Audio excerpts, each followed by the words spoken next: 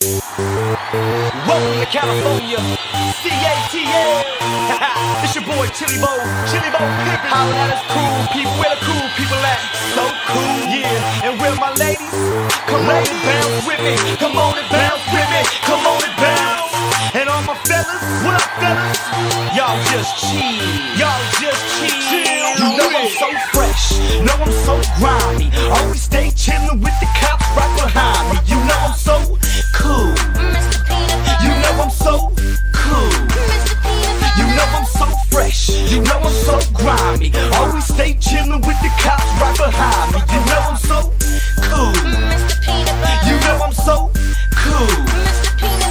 I'm so C-double-O, light up your L. This beat is so swell like the homie Rozelle. But no, this ain't no beatbox, we call it street rock. They say the homie Chill Will got the heat locked.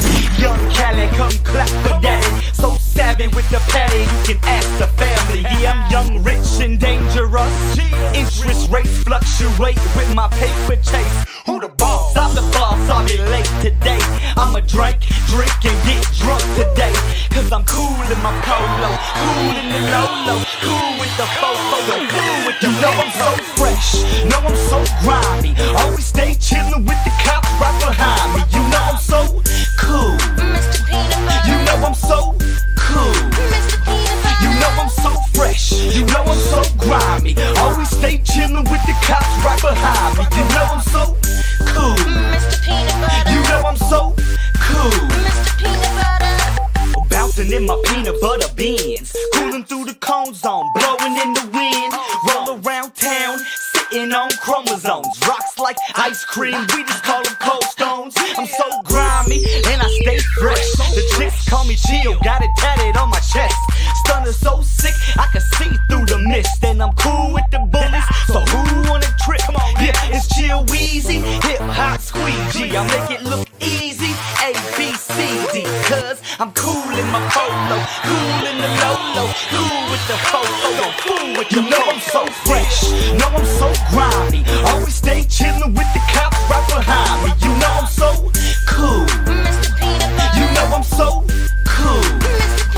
You know I'm so fresh. You know I'm so grimy. Always stay chillin' with the cops right behind me. You know I'm so cool. You know I'm so cool. Now get it rockin', and get it rockin'. Leave it to Mr. Peanut Butter to get it poppin'. Now get it rockin', now get it rockin'. Leave it to Mr. Peanut Butter to get it poppin'. Fist of Patron, Casey past my nose. Shake it fast, drop it slow. Get you snapping that neck, yeah, I can make you famous. The king of the West, from CA to GA. So chillin', Bo fresh. The police right behind me, they wanna catch me slippin', but I's just chillin'. I'm too cool for prison, yeah. And keep it rockin', yeah. And keep it poppin'. You know I'm so fresh, know I'm so grimy. Always stay chillin' with the cops right behind me. You know I'm so cool. You know I'm so cool. You know I'm so fresh. You know I'm so grimy. Always stay chillin' with the cops right behind me. You know I'm so cool. You know I'm so cool.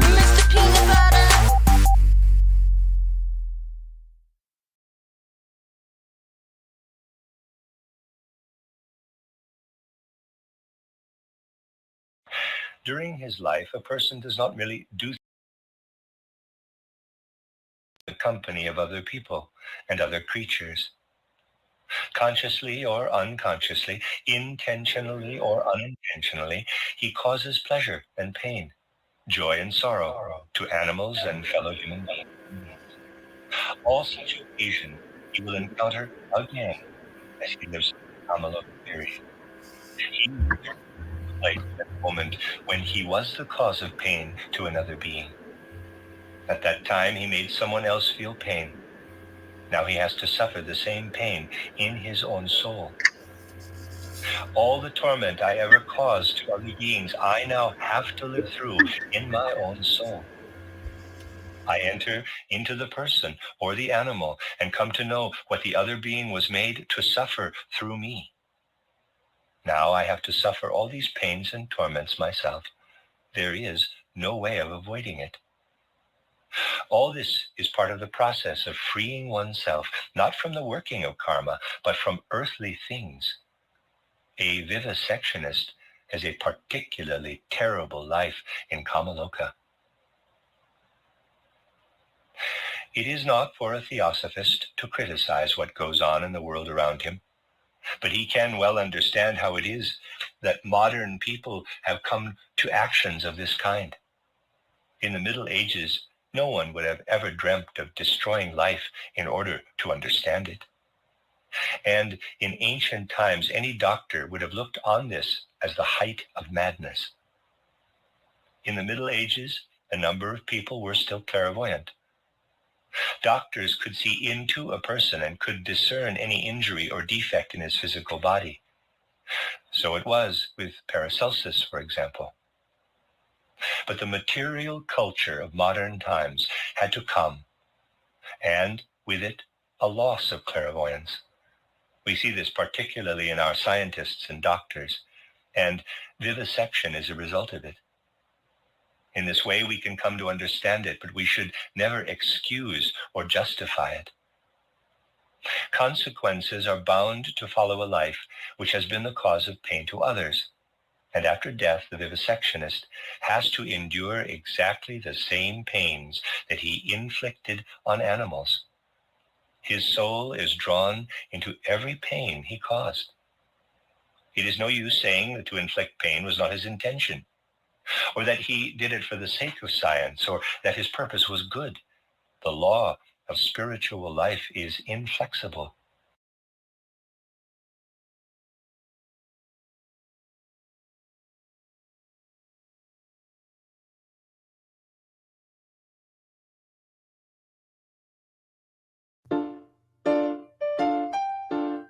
Greetings, it is Patty from Natural Law Health,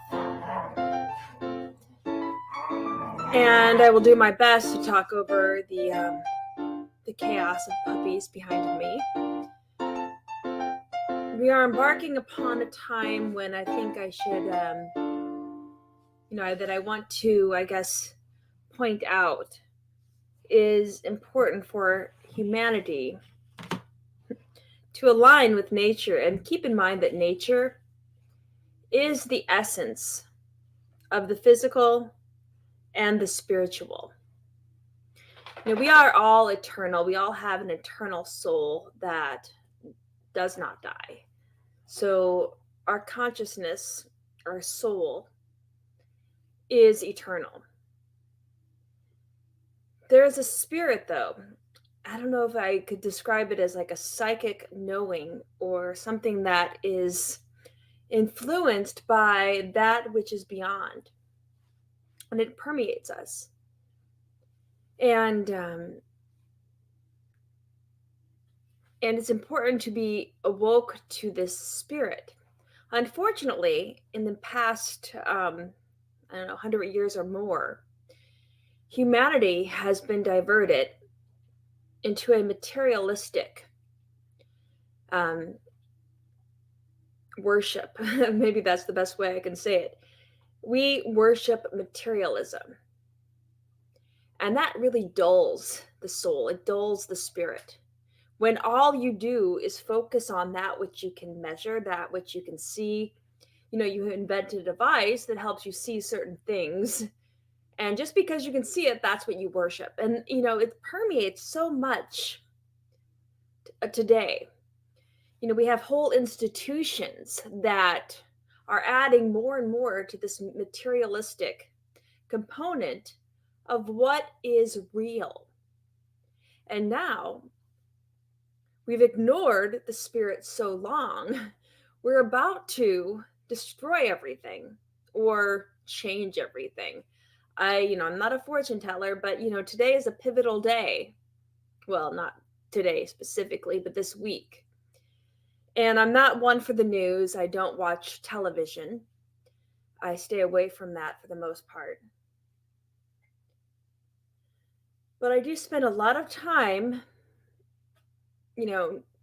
balancing meditation with reading great spiritual works, listening to audiobooks of spiritual teachers, because there's so much materialistic components to our society. I mean, even the career that I'm currently involved in, science education. I am a human anatomy and physiology professor, and I teach about the physical body, what it's made up of, what it does. And there's no talk in any of the books I teach out of the spirit. No talk whatsoever. There's an understanding that, yes, there's something quite magical that goes on in the human body. When we talk about energy production, ATP, and the processes that occur within the cell involving the mitochondria, it's a miracle that these things occur with exactitude to allow for the production of an energy that permeates not only the living body, but also is expressed into doing things which connect with everything around us. I mean, even the fact that a hormone knows exactly what receptor to bind to and to create a physiological expression. We know that this hormone fits this receptor, but how does it know what to go to? How does it know, where to travel? I mean, there's so much we can't explain. And all of that is being ignored right now. We need to, I think, as a human species, and I've been saying this for a long time, detach ourselves from the television. It's good to be aware of what's going on, but rise above it. Don't detach completely in that you're just, this not paying attention to anything. I mean, we need to pay attention. We need to spend time in both the physical and the spiritual. I don't want to make this video too long, but I want to point out one thing. I'm a big fan of Rudolf Steiner, and I listen to his audiobooks. I read articles from other scholars that have studied him in a more in-depth way that they can maybe explain things, because he was just such an amazing man. But one of the topics he talks about quite a bit is the Christ impulse. And Christ is the middle path, whether you're whatever religion you enjoy, or if you detest religion, that's fine. Many of the spiritual teachers have been manipulated by many nefarious groups, and that does give a lot of people a bad taste for religion. But let's get rid of religion. Religion holds back the truth anyway. Let's talk about the Christ principle, the Christ impulse. It is the middle path. And there are two other pillars that are on either side. So, when we look at the three pillars, the middle path is the Christ impulse. And then there's the other two that are not part of the middle path. They are outside of it.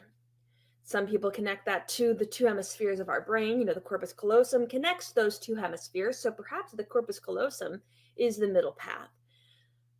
Right hemisphere, left hemisphere. The right hemisphere is more associated with the feminine, the left hemisphere with the masculine. We are both. But the way Rudolf Steiner describes it, or at least my interpretation, is that we have, or he describes them as Luciferic and Ahrimanic. And both of those I like to look at, or to me, seem to be two sides of the same coin, which many dualities are. And they're both two sides of the devil, per se.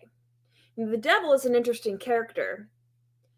And, it's been thought of that which can control humanity, if we can give them something to fear.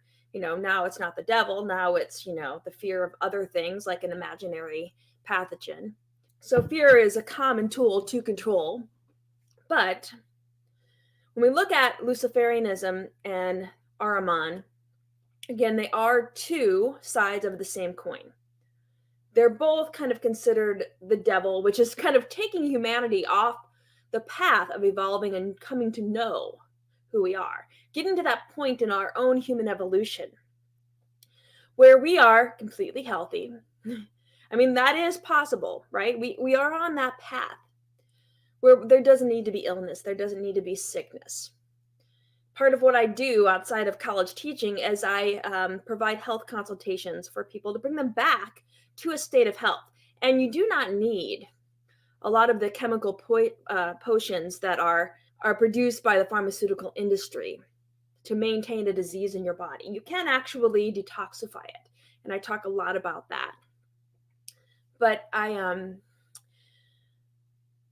pure health is possible, and pure knowing of who we really are and evolving our consciousness to rise above the pettiness of what those in control are trying to control with these principles of Luciferianism or Ahrimanic kind of impulse. Those two, they're trying to deter us from that middle path. So it's really important that we kind of bring ourselves back to that, right? So we want to what is Luciferianism? Well, Luciferianism, Lucifer actually did incarnate, according to Steiner, many, many years ago. He did incarnate before Jesus, actually, before the Christ incarnated in Jesus Christ, the human Jesus. And Lucifer and Luciferianism as a whole is very much connected to kind of that feminine, the right hemisphere.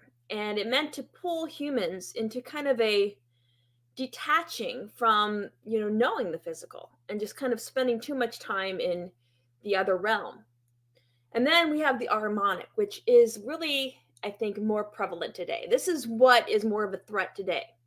It was said by Steiner that Ahriman would incarnate around this time. Well, he didn't give a specific time, but many scholars think this is the time period that Ahriman is possibly coming back. Is he perhaps the Antichrist? Who knows? I don't know much about this. Maybe there are other scholars that I would love to have a discussion with about this. But, one scholar I was reading recently mentioned that they think that 1998 to 2000 was the time period that Ahriman chose to incarnate into a human body. And that would make him, in his early 20s or her in her early 20s. Maybe it was earlier than that, maybe later, maybe it has not yet happened. But we are definitely coming upon a time where it might allow such an individual to come in. And what does Ahriman do? What is the Ahrimanic kind of impulse principle here? Pure materialism. And that's what has been going on for the past 100 plus years. We are so detached from the spirit. There is no just passion in, delving deep into the physicality and looking at its a beautiful essence. This is why many people, without knowing this is why we enjoy spending time in nature. When we allow our left hemisphere and our right hemisphere to become balanced and we're surrounded by the beauty of nature, yes, we can identify the various trees and the various organisms that we come across, but we also kind of take in the spirit of nature. And together, that is what we're truly appreciating. I mean, if you spend all of your time in the left brain, all you're doing is, pulling apart and examining. This is where science, I think, especially the biological sciences, have really taken a wrong turn. Dissection and animal experimentation, all in the name of trying to understand nature. We're destroying nature to understand nature. And there's more and more destruction on the way if we don't rise above this. We have to detach away from this physicality. It's so sad that we are still dealing with things like race wars.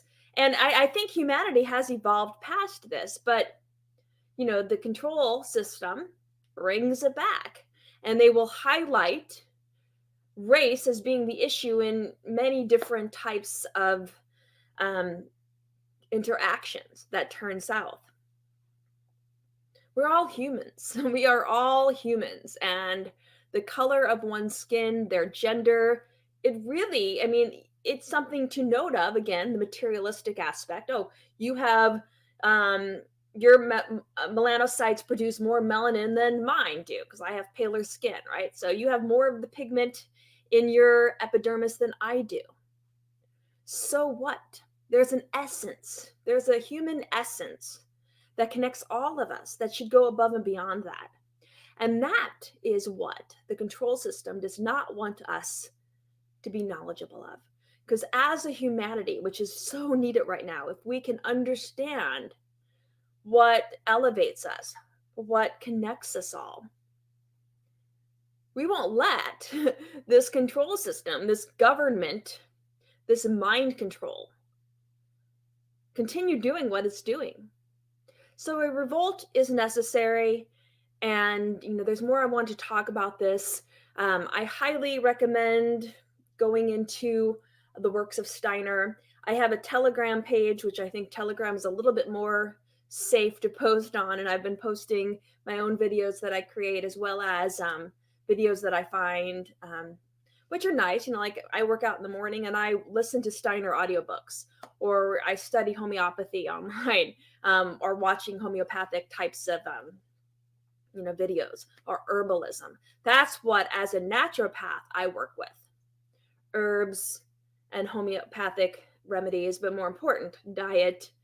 And it's all about a mindset, because, you can take in all of it that you want, but it's the essence within you that are using these physical nutrients or these physical entities. And it's mixing with the spirit to bring forth something within you. So I'm going to end this video here. I do have to teach in just a little bit, but more videos to come. Thank you so much, and I hope you all have a blessed day. Welcome to the show, Patty. That was awesome. Well, thanks. Well, thank you for having me. I appreciate it. So, I guess, so we started doing this show, and a lot of the people that come on the show started kind of like pointing me in the direction of one great work. And they were like, we got to start leaning on a lot of these guys up here. And you kind of were pointed out as one of the actual cool people from one great work. And so, we just kind of want to get to know you. You got a kick-ass show you're doing on health. I guess it's natural law health. Mm-hmm. We're big health nerds. So I just thought it would be cool if we did a show together. Yeah, it's refreshing to be kind of being drawn back to my roots of getting into veganism. Back in the day, I was just very much, learning about health and, what makes the body healthy. And it comes down to fruits and vegetables, what they talk about as man's original food. And, when you tie in what makes a human body healthy with, creating a peaceful planet, and a lot of things just come together. They all align. So, yeah, it's a beautiful thing, veganism. And so I'm glad that you're bringing forth, this representation of, being an example of what a vegan is. And I don't know if I have any feedback. I feel like I'm hearing myself. I don't hear it on this end. You might just turn your speaker down just a little bit. I know that helps. We'll turn ours down. I'll turn ours down just a little bit too. How's that? Hopefully that'll work. Yeah, I think that's better. Yeah, I diverted the speakers in the other direction. But yeah, I think we need examples of vegans just doing good work. So yeah, on the One Great Work Network, it was refreshing when I found Mark Passio in 2011, 2012. It's been a while. And I was just listening to his podcast. And when he started talking about animal rights, and I was just like, oh my gosh, who is this man? He's like everything that I'm in alignment with, because you hear a lot of people talk about freedom and truth, but they don't really tie in, making this something that's ubiquitous for all life on this planet.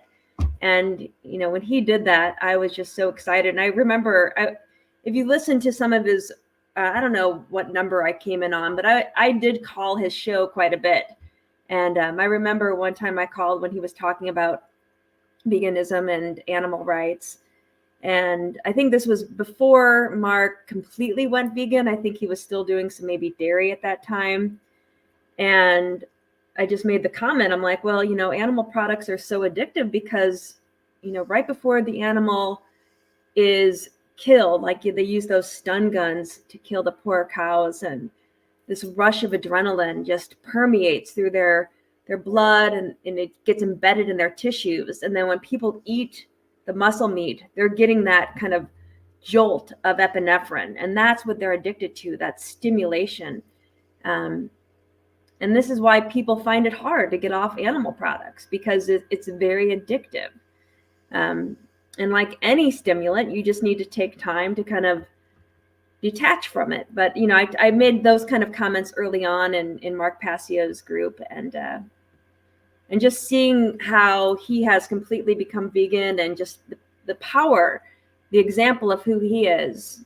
I think that's just, it's awesome to see him, you know, really be a voice of getting others, hopefully, to see that they too can give up this cult of carnism, because it is something that needs to be eradicated. I mean, as a human species, we should be beyond having all of these animal souls being tortured as they are.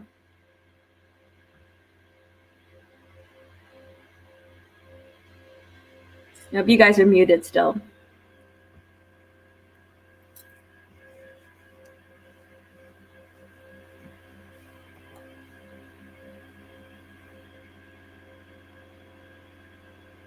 Muted myself. Sorry. Did you ask if we were vegan long? What's that? What was the question? I don't think I asked a question. I was just saying it was. Oh. We were talking about Mark Passio, and yeah, well, you guys can share. I don't know if I know your like vegan evolution. Yeah, I was raised McDougal vegetarian, but I was really lucky to have a mom that was way ahead of her time back in the day. She had me home birth, no drugs, and then raised me McDougal.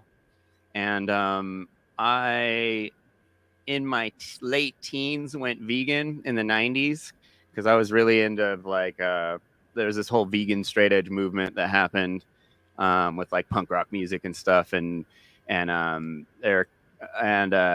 so going vegan was pretty easy for me in 96, being raised, you know, by a healthy mom. And so I was vegan for probably from like 15 to 21. In 21, I ended up in Hollywood, and I ended up doing all the Hollywood party stuff in a band and all that, and just kind of lost touch with my ethics, and went full carnist for about 10 years. Did the keto thing or the paleo thing for a little bit, and then just I was already kind of in the truth movement and was like, you know, against all the subsidies and government and welfare and all that stuff. And so I had a friend who was vegan, and they were like, you know, with all this non-aggression principle stuff you're always talking about, it's kind of hypocritical that you still eat animals. And I was all, ooh, crap, because I wasn't used to like people telling me I wasn't libertarian, you know, like, so I was all, ouch. And then I saw a buddy made a video about anarchism and veganism, and was talking about the subsidies and all that stuff. And I was like, all right, well, and I had already kind of had vegan guilt from being vegan, you know, knowing the truth and then going against it. So I kind of always knew I was going to go vegan again. But I just needed a little help. Yeah. Yeah. So actually, and then Mark brought me back to veganism. So similar to Jeffrey, I had vegetarian parents, raised vegetarian till I was about 4, but I had a Greek grandmother who would sneak me meat. Yes. And so I formed a taste for it, and I got to high school and went back to like I was sort of vegan but ate cage-free eggs, and then flash forward to I think it was 2012. I was a libertarian just coming back into veganism, and I went on a trip to Italy, and I somehow came across a Mark Passio YouTube video and natural law, et cetera, et cetera. And then veganism, and it all kind of came together for me. It was like this whole, as he says, weaving the tapestry. It was like so many things came together. And I was like, oh my gosh, yeah, no, I'm totally vegan. Like never again. Like it's just duh. So yeah, that was or no, not 2012, 2014. So yeah, since 2014, been vegan. But yeah, definitely have Mark to thank for that. And it was interesting. So you mentioned calling into a show. I think I remember that because I started listening to it from the beginning, and I remember getting to those shows because originally I had just seen YouTube clips of him talking about carnism, and then coming across him talking about it on the show, and him talking about I think it was he still ate cheese, I believe. And so you talking about the whole addictive side of things, that was like that came to mind too. Like, oh my gosh, Mark, you're addicted, man. That stuff, the cheese is literally it is addicting, as well as all animal products. But yeah. So and here we are, 2024, and yeah, vegan for what I guess almost 10 years now. I guess 10 years for me. We're high carb vegans. Like we like unlimited carbs. We're in the off season right now, but normally we're pretty avid road cyclists. Alley rode like 60 miles today. So we go through a lot of carbs on the daily, and she's been on a certain protocol. I mean, she put me onto the protocol about 4 years ago, but she's been on one for 10 years, and she's the healthiest, fittest person I know in the world. And we're I don't know about that. Yeah. And but yeah, we so I have a question. So I the more like I've talked to a couple One Great Work Network people I've debated or argued with, and I hear back a lot from people that know Mark a little bit. They whenever the vegan subject comes up, they're like, "Oh, well, basically Mark took 12 years and told me that it's really hard to transition. Therefore, I don't really need to worry about that right now. Maybe I'll do it down the line sometime." But I love Mark, and 99.9% of the stuff I agree with, but this is one of the things I don't agree with. He thinks it causes harm to immediately go vegan. And coming from someone who's gone vegan twice in their life, I can for sure say that that's not true. But you're in health stuff. Is there I tried to look it up. I haven't seen any kind of ailment that has ever been studied where vegans or people have gone vegan and actually caused harm or made them sick. I understand addiction, and yeah, there can be a few days where your body's a little thrown off, or your levels are thrown off or something. But like, it's just giving these guys an out, I think, and I'm not really sure if I believe it that much. Yeah, I don't see why it would. I mean, we're biologically meant to eat a lot of plant food. So there are, obvious detox reactions people have when they switch diets. I mean, as someone who often recommends people go on like if they're, when I work with clients that are sick, that have illnesses, a lot of times I put them on like a fruit-based cleanse. And they will go through detox. They will, the body has to get rid of the waste that has accumulated within their tissue spaces for so many years. And that needs to all come out. And so when it comes out, you're going to see symptoms. You're going to cough. You're going to have diarrhea. There's going to be stuff coming through your skin. It just depends on, what path of elimination your body is going to use to get the crud out. And while that happens, yeah, you're going to feel not so good. And it's kind of like, how do you want to take the Band-Aid off? You want to pull it off really fast and just be done with the pain? Or are you going to do it slowly And if you do a cleanse and you do like a, I don't know, if you do like a 7-day water fast or even a 3-day water fast, that's a very fast way to reset your body. A lot of times I'll tell my clients to do a 24-hour water fast before they start eating a lot of fruits, because your body is going to kind of do a mini cleanse and then you'll be ready to eat something. You're going to be hungry after 24 hours of doing nothing but water, and then you'll be ready to take in, the nutrient-rich fruits and vegetables that really are going to heal you. When you start aligning with the foods you're meant to eat, your body naturally knows how to heal. Especially, when you're not, diverting your body's attention with foods you're not biologically meant to eat. We're talking about processed foods, animal foods, these weird oils that form when you cook them at high heat, and the animal fats that you cook at high heat. I mean, we're not meant to eat animal products because we don't have the physiology nor the anatomy to take the foods. But yeah, I mean, you can get through a detox quickly. I don't think it needs to take 12 years. I mean, if you're gonna go to maybe not the healthiest vegan diet, but you're still not harming animals, which is great. You might have some longer lasting symptoms, but if you do a quick cleanse, you can easily start feeling better. You might have to do some just minor amounts, but I don't think it's that hard. It's definitely nothing compared to an animal that's confined to a cage for its whole life. The small amount of suffering humans need to experience to eat a diet that is not harming other beings, nothing in comparison.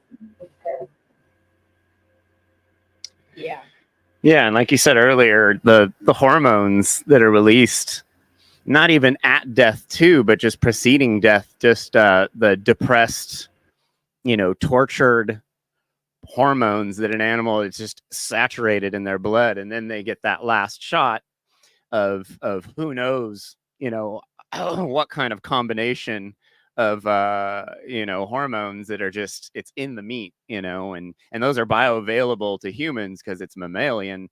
They, like, Carnus will try and talk to us about soy, but it's like, hold on there, like hold on now.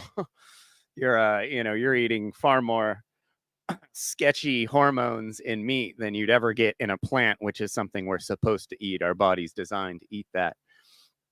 But yeah, I learned a lot from Allie the first day I came over to her house. You thought I was crazy with how I ate it. I was gonna make her jackfruit tacos, and I brought like olive oil, and she had all this fruit and all this sugar, and I was like, that's a lot of fruit. Aren't you worried about sugar? And then she saw the oil I had, and she was like, yeah, you're not cooking. And I was like, oh, okay. I was like, you don't eat oil? What do you mean you don't eat oil? And just, you don't need it. Oil's a really tough one for people to sort of get around. I mean, even, we're not even talking just vegans, just, most people on the standard American diet, not using oil for everything and on everything. It's sort of, it blows people's minds. I mean, I have family members who are just they think because I am vegan, they think, oh, you need to supplement these animal fats that you're missing that you're supposed to have, and you should have extra oil. And so it's wild. That's almost more so than veganism at this point, not eating and cooking with less oil. It's met with more sort of like, I get more of a reaction from people than just like, being plant-based. Sugar and oil at the same time. She's like, no, I eat tons of sugar. And I'm like, what? And you don't eat oil, but you do eat sugar. But when you see how much, she rides and the caliber that she rides at, it's like, oh, well, yeah, you gotta, she needs to replenish her muscle glycogen, every 2 days, basically. When we go out riding, it might end up being 100-mile ride. And, usually at 50 miles, I start getting really grumpy, but then it's like, about 10 miles goes by. Yeah, because it's really hard to eat when you're riding that far. After a while, you're just like, oh, I'm just eating this like dry or chewy, gooey, sugary stuff, carby stuff all day. But, within a couple of months of eating like she eats, I'm in my 40s and I was out doing races and beating people half my age that are all carnus, you know, in races 6 months into my cycling career. And it's like, okay, and then I got all these carnists saying that I'm like dying basically, and it's like, I don't know, like it seems like I'm just staying in one place. It's kind of weird. It's your protein deficiency Yeah. hasn't come through yet. You haven't felt the symptoms yet. I'm still running off the meat, the animal protein I ate 5 years ago. Yeah, glucose is a clean burning fuel, so it's number one. I mean, I think you guys know like Durian Ryder and Freely. Oh yeah. So that's how I've interviewed Harley. I started to listen to like back like a little bit before I found Mark. I found those two. So no way. That's crazy. Same, like the exact same situation, like on in that YouTube world. For somehow it was like I came across Freely and Durian Ryder, and then I think it was like, do you remember Fully Raw Christina? She was sort of like she ended up being, I guess, a little bit of a fraud later on, but caught eating chicken or something. Well, she definitely wore leather shoes at one point, but like that I think she still eats. Yeah, I think she's still a vegan. I don't think maybe she has. Yeah, I don't know about the leather, but. Exactly, yeah. As far as like just eating plant foods, that's kind of still her message. But yeah, it was that sort of YouTube world of her. And then I found Freely, and I'm like, this is better. Like it worked for me better. And then like Mark right after. But yeah, it's interesting. Just the timing of that. That's so weird. Same, yeah. It's such a weird direction of finding, because Harley's just Durian Ryder's hilarious. Like I've interviewed him before. He's a funny dude. Oh. Polarizing character for sure. But the dude knows what he's talking about, you know, and like she's been on his protocols for 11 years and she's in very good shape.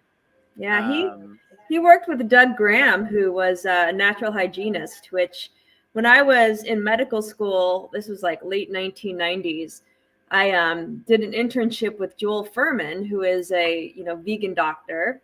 And I learned all about natural hygiene and water fasting. And I was just really amazed with the results that he was getting in helping people reverse illness, water fasting. And when I was staying with him during my internship at his water fasting clinic, I read like every natural hygiene book he had. And that's what Doug Graham uses, because I think he used to water fast people. I don't know if he does it anymore, but I know Harley and Freely both followed Doug Graham, and so they got into that natural hygiene kind of way of life, and it's very healing. Natural hygiene is incredibly beneficial in helping the body and get back to a state of health. Now, Doug Graham, did he write the 80-10-10 book or in like that protocol? Okay, that's him. Okay. Yeah, he's 80-10-10, and he's got like, it's not really a cookbook, but he's got like, all of these fruit recipes and so he was pretty big at the like Woodstock fruit festivals. I don't know if they're doing those anymore, but there's a lot of people, even out today that are still in alignment with that type of, protocol, like high fruit diet. Yeah. Raw till 4, good old raw till 4, banana boxes. I remember at one point that was so popular, I went to the grocery store and I bought a box of bananas and was approached by a couple and they asked, "Oh, are you raw till 4 vegan?" I'm like, "Oh my gosh, that's great." Might have been like 2016 or something, but it was like the height they were doing the Thai fruit festival, because Freely and Durian Ryder got kicked out of the Woodstock fruit festival. So they made their own, but that was like, the heyday of the influencers in that movement, I feel like. Yeah. Getting the box of bananas, that's good times. People still look at me weird when I try to order a case of bananas. They're like, why? Yeah, her portions, when we first started dating too, her portions were freaking me out. She'd just like a huge pile of one fruit, like 10 mangoes. Yeah. It's like a giant batch of potatoes, like just like 2-3 pounds of broccoli. Oil-free potatoes. Yeah. I mean, that's how. I And mean, rice. that's when humans are in nature. I mean, just one food at a time. So it makes sense. Yeah. So on the show, we kind of just like watch other activist videos and stuff. There were a couple of videos we wanted to watch. There's this guy. What's his name? Was it our resistance? RP. Yeah. So resistance periodization. Yeah. Tell him about who he is. I'll pull Tell him about who he is. He's so I came across his videos recently. He's a little I've seen him kind of go back and forth as far as like his pro and anti-vegan rhetoric, but he is this big muscle guy. He's but really funny. He's funny. He looks into studies. He has He's obviously a Durian Rider like fan at some point. Well, yeah, he doesn't demonize carbs. He Or sort of vegans. gives, or vegans. I don't know. Well, we'll see in this video. In my opinion, he's demonizing the vegan diet, a plant-based diet, but yeah, he's a big gym bro muscle guy. Yeah, and I think he gets a lot of clicks from siding with a lot of true vegan information data. Yeah. And most of the stuff we've seen has been pretty good.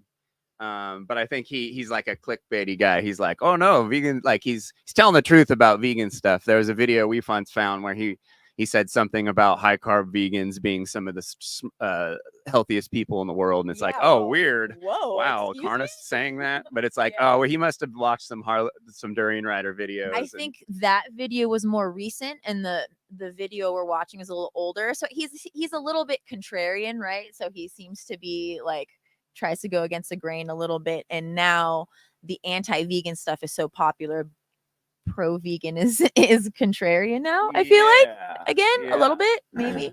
But this is a interesting video that's still educational about quality of protein, and I was pretty surprised by how high some of the plant-based proteins are, and because you wouldn't know hearing it on the street that soy protein is more bioavailable, or not bioavailable, but more higher quality than beef. A more complete amino acid profile. Yeah, I actually didn't know that. So it's some interesting stuff. But yeah, we'll watch, and if you ever want to say something, just let me know and I'll pause it. But yeah, folks, hello. I'm Dr. Mike for Renaissance Periodization, and today we are going to talk about two things. The first thing is going to be about protein quality and how much it matters for your gains and what that means practically in your diet. The second thing is how to take care of, both psychologically and physically and physiologically, of a pet dragon. So let's get into protein quality first. Here we go.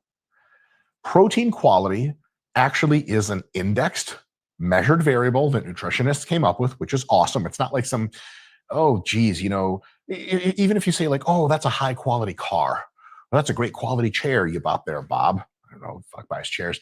But, that's probably not like a car and driver quality index that's universal.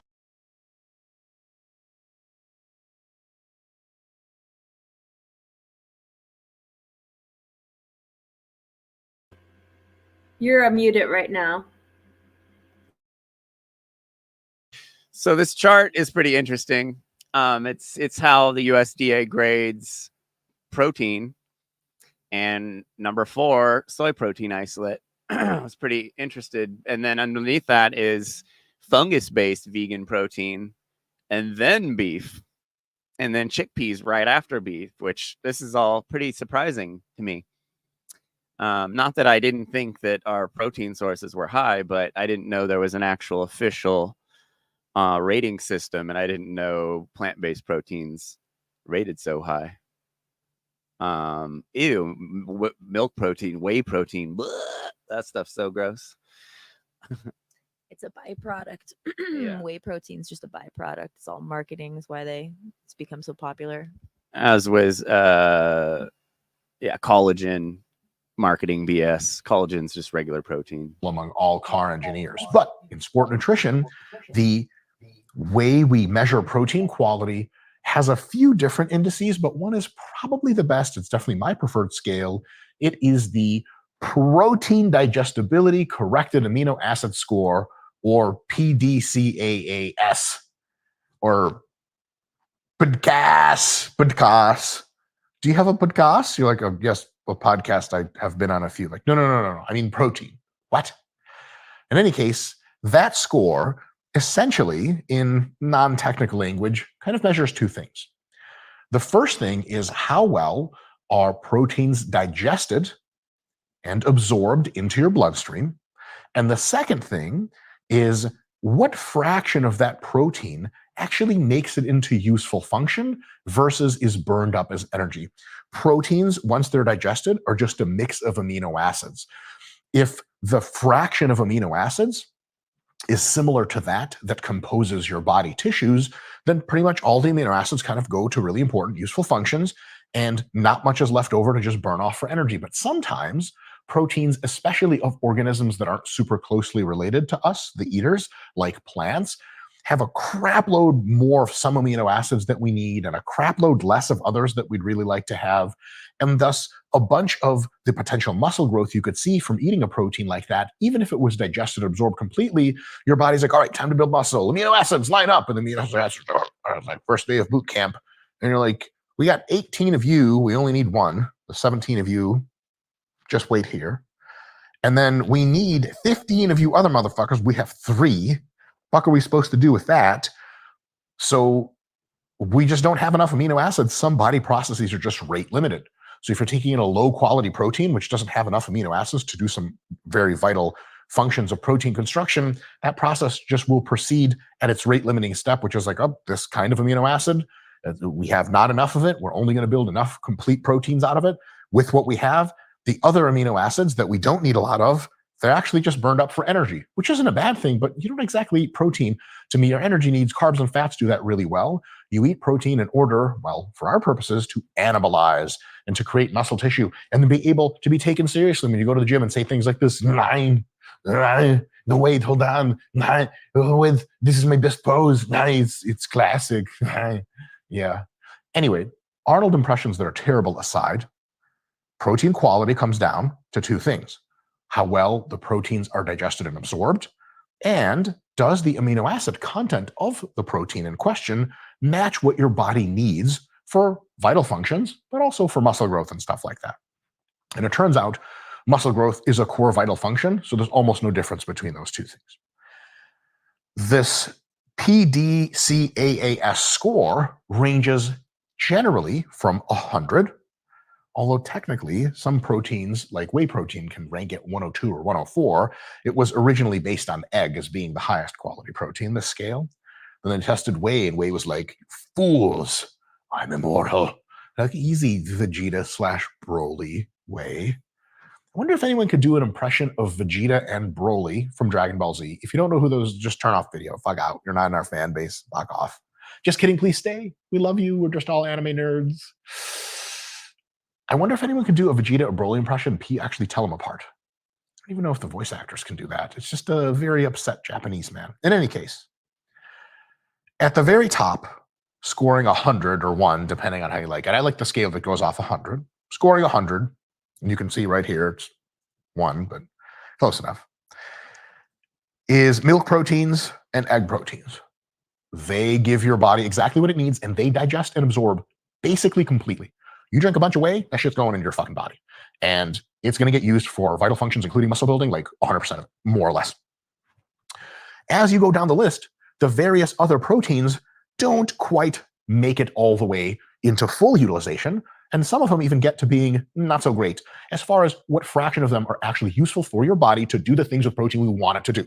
Yeah, they sure still count for energy, but don't count for muscle growth and body repair and all that other good stuff.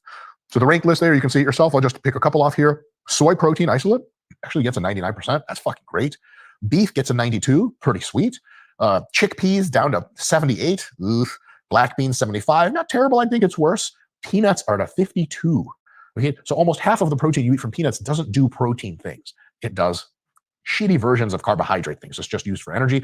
And if you look all the way down, what do you see? The enemy of modern Western liberal democracy, gluten, the thing that shall not be named, cannot be said. I said it earlier. I feel bad. I should go to church because I have blasphemed. Gluten has a 25% PDCAAS, which means that fully 75% on average of consumed gluten does things that do not include muscle building or repair or any of that stuff. Okay, all right. And any food that has protein, any food was an exaggeration, huge quantities of foods have been tested this way and have formal scores that you can look up. And there you go. That's how protein quality works. Now, what the fuck does that mean? Shut up, Mike. Tell me how to eat food so that I can get jacked. I don't want to look at numbers. I'm not a data nerd. Tell me facts, damn it. All right, stay calm. Number one, when they test diets on athletes, for example, or on regular people, or on subjects in training and diet studies, a huge fraction of the time, they're using what are called mixed diets, which means they don't just get you the protein from whey and eggs. They give you regular food, or you report your regular food intake, and it's a broad spectrum of all kinds of different protein sources. Because of this, if you're getting at least half of your daily protein per day, at least half, from sources that have protein quality scores of above 90% or 90 or whatever you want to call it, 90 on a reference frame, we'll just say percent for convenience, then the rules derived from that data probably apply to you very well. Here's a rule derived from the data. A gram per pound is roughly the amount of protein you need to maximize all of your muscle gain and fat loss with muscle retention potential.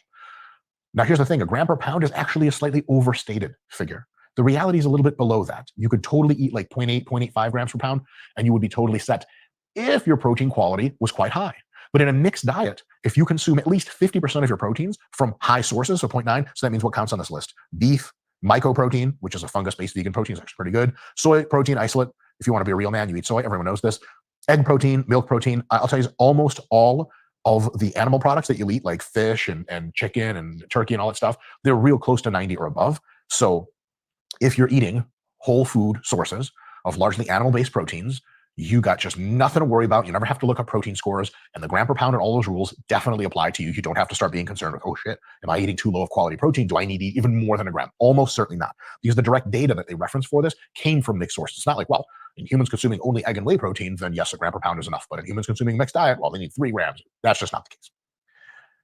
Being that that's the case, you don't want to take that rule of, hey, 50% or more is totally good too far. So number 2 here is you still want to try to get as much of your protein from high quality sources, which means probably a 90% or above PDCAAS score. And half is cool, but if you can do better than half and it's easy to do, awesome.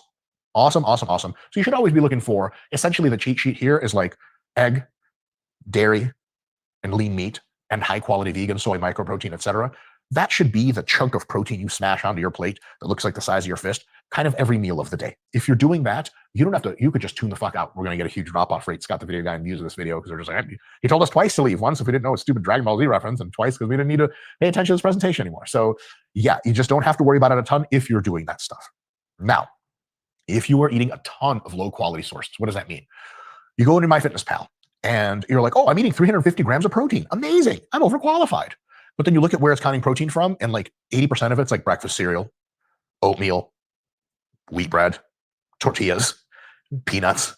And all of a sudden you're like, oh, okay, that does have a lot of protein in it, that stuff, and it really adds up. Like a typical Chipotle tortilla has something like 10 grams of protein in it. But fuck, man, that's a lot of gluten and other types of proteins. So protein that your body can actually use for anabolism, it's got like 3 grams of that shit.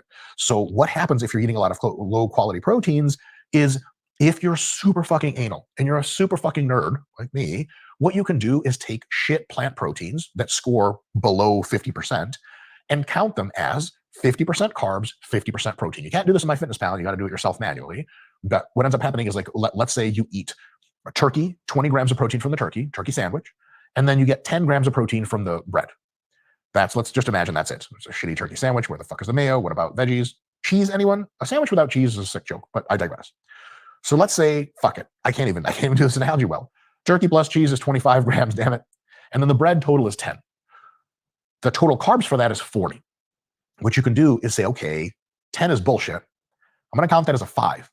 So I'm going to say, instead of 25 grams of protein, that sandwich has 30 grams of protein. But it sure shit isn't 35. And then 40 carbs from the bread and everything else. But I know that 5 of those grams of protein are going to go be used for energy, pretty much like carbohydrates are. And amino acids can be split into ketogenic and glycogenic, but TLDR, you just count them as carbs. So you count 5 grams as carbs to now the sandwich. Instead of you writing down 35 grams of protein and 40 grams of carb, yay, that's not what your body's getting. Your body's getting much closer to 30 grams of protein, not 35, and 45 grams of carbs, not 40. Does that matter a ton? No. But if you really care, just know that that's a thing you can do to ease your mind about consuming low quality sources. Now, lastly, if you are So far, there's a couple things here that gets me with this video. So number one, I do agree with him. I don't know if it's exactly the whole 50% considering a plant protein source, consider it 50% carbs. I understand what he's saying about that. It's probably I don't know how the math works out, but I understand the idea, right? And so our philosophy, or like, macro wise, if you're trying to eat higher carb, like let's say 80-10-10, 80% carbs, 10% protein, 10% fat, I understand that, right? I'm not trying to eat a bunch of, as a plant-based person, a bunch of just plant-based proteins. Now, when I first went vegan, I nerded out and used Chronometer, which is one of these. It's like in the web browser, an app. It tracks all of your micro, macronutrients of what you eat. And when I was eating, when I'm eating pretty healthy, even not even like to peak healthiness, but like getting a variety of foods, looking at the amino acid profile, it's pretty damn complete, if not 100% complete, especially if I'm eating a lot and working out and eating at least 2,000 calories. So I understand what he's saying, right, with the quality of protein and the amino acid profile, but the way he's presenting it is as if vegans are having this severely lacking amino acid profile overall in their diet because they're only eating peanuts and tortillas, which sure, but they're not. Like even when I was not tracking all of my stuff on Chronometer, I was surprised because I was getting into this. I forgot what was one of an old Joe Rogan JRE experience guests, one of the doctors, but they're just talking about this, basically amino acid profiles, and it's been debunked. So I've looked at, like, again, I've tracked it and looked into it. Your amino acid profiles get filled in as long as you are eating a wide variety of vegetables and grains and beans and, like, soy. Like he was saying, oh, if you're just eating a bunch of soy, you're good. But this is kind of I'd say an old carnist anti-vegan argument. Oh, well, you're not getting your complete proteins. And then who's just eating beans without rice, right? We all know beans and rice is a complete amino acid profile.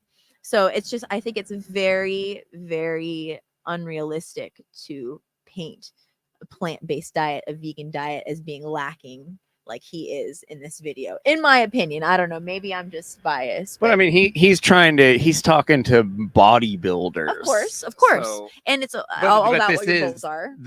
But almost everyone I talk to online, they're barking back at me with the bodybuilder's workout, just endless protein, the marketer's diet, like they're just as far as the high protein diet goes, like, this dude obviously isn't going to be doing what most of us are doing. But, you go to a personal trainer at the gym, they're going to put you on the bodybuilder's diet almost no matter what, even if you're trying to lose weight, and especially like this question here, Miles Broom earlier said, Jeff, why do you think some people do well on carnivore?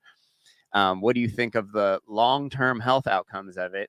I don't believe people do well on carnivore. I think people lose a little bit of weight initially that is actually muscle glycogen, which is something your body needs. Water weight. Your body needs muscle glycogen. So losing muscle glycogen, you kind of want that weight. That's not really that great of weight. If you look at the latest studies about keto, no one's losing any fat. They're losing water weight, and that's about it. But as far as keto or carnivore goes, there's a cult of personality going on with Joe Rogan and anyone that's on the Joe Rogan show. These aren't the people you should be taking advice from. I know we're podcasters, but podcasters with those evil intentions Yeah, so most people are lying when they're saying their life has changed on carnivore. I mean, if they had a complete garbage diet before and they changed to carnivore, then sure, that's going to be a step up, but it's not going to be the step up they'd take if they went from garbage to veganism. They're still like, none of these people are really that lean, and lean is the natural state of the human body.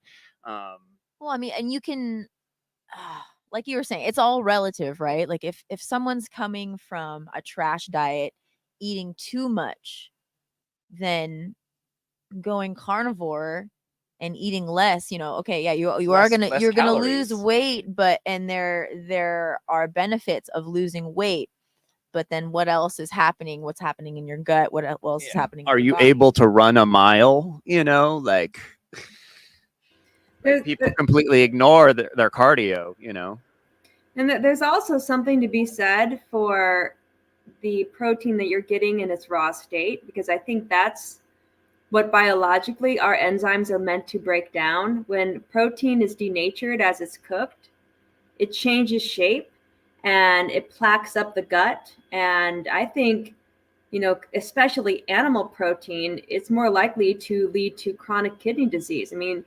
this keto craze and this carnivore diet, I mean, we're going to see a lot of people with chronic kidney disease, and it's going to be pretty shocking. So, you have to remember, there are many things that can help people lose weight. I mean, people can go on chemotherapy and lose weight. That's not healthy, right? Going on the keto diet or the carnist diet or this carnivore diet, it's just insanity. There are species that biologically can digest animal protein. Humans are not one of them. We're frugivores. We should be eating high fruit, but true carnivores, they have the enzymes to do that. And they can get away with it. Humans cannot. So, I think that it does well to pay attention to what can you eat in its raw state. And if you're eating a lot of fruit, which humans are meant to do, we have eyes that can tell when a fruit is ripe, so we know when to pick it and when it's at its sweetest, taste. Then we could be getting all of the nutrients we need from that. And there are many people that are on high fruit diets with some greens, and they're getting all of their amino acids. It's kind of like what Ali said, you can get a mixture of fruits and vegetables and you can be fine protein wise. So look at what you can eat raw, and that's probably what you should be biologically eating. Now, I don't work with a lot of people that are trying to get a lot of muscle. I think that, it's good to have muscle on your body, but when you're over bulking, I think that it's causing too much stress. And, high protein diets, like I said, are just a recipe for poor kidney function in the future. I mean, it doesn't just turn into carbs like the beefcake said? What's up, Bracky? Sorry. Hey, how's it going? Sorry, I have my new addition to my studio, my green screen, and I had some issues. It's still a work in progress, so that was part of my delay. Looks good. Looks pretty cool though. Thank you. The firmament. Very esoteric. Yeah. Very cool. I love it. Seemed fitting for the podcast. I had Dr. Bronner's label as kind of a tongue-in-cheek joke for the last show, and I was like, oh, I think I'm going to switch it up this time on the fly.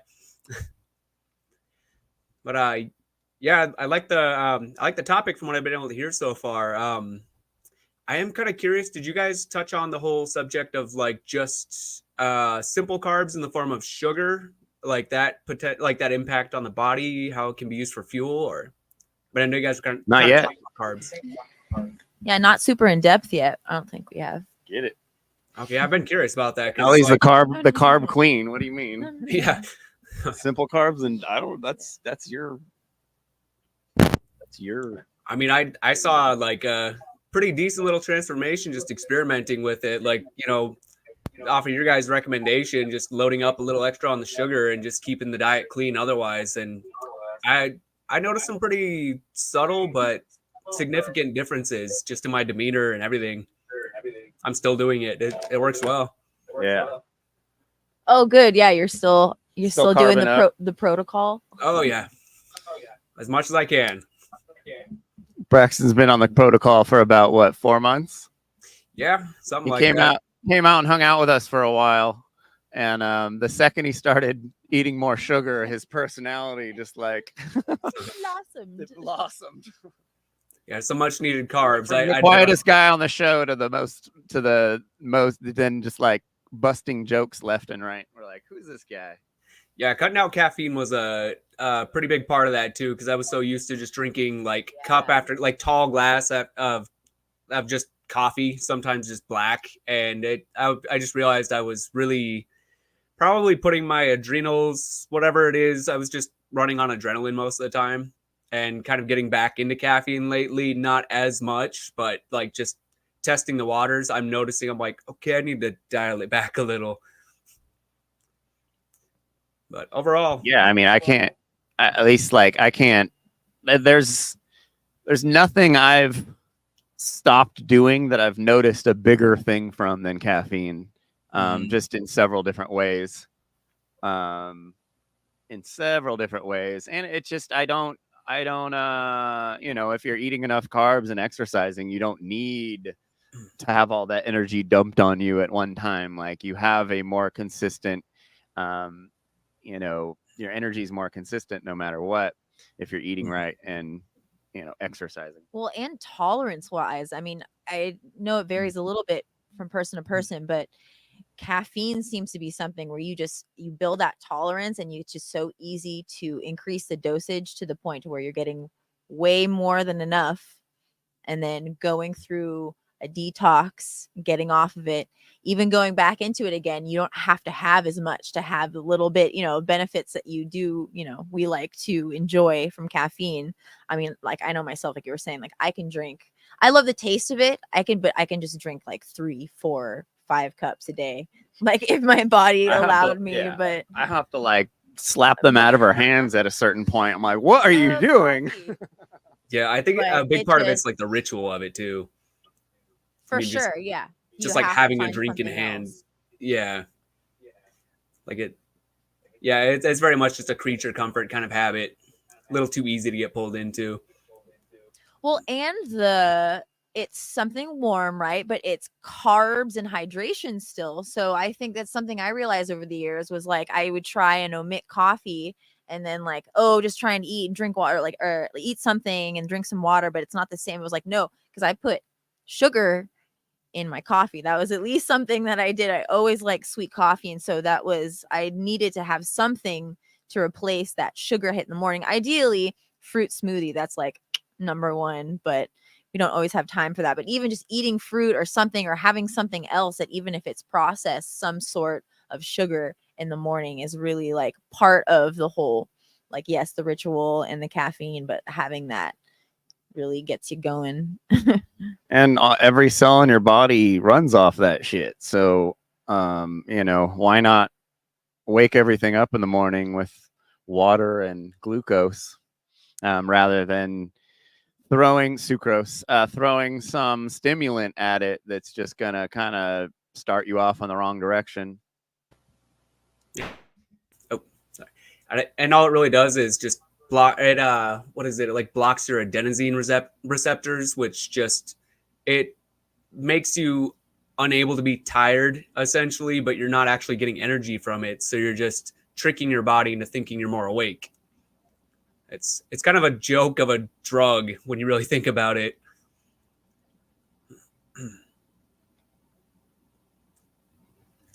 And it's one of those that people don't really think about too, or don't think about it as a drug or consider it as a drug, like at all. Yeah. I mean, People call sugar a drug, and it's like, no, caffeine's a drug, like. Yeah.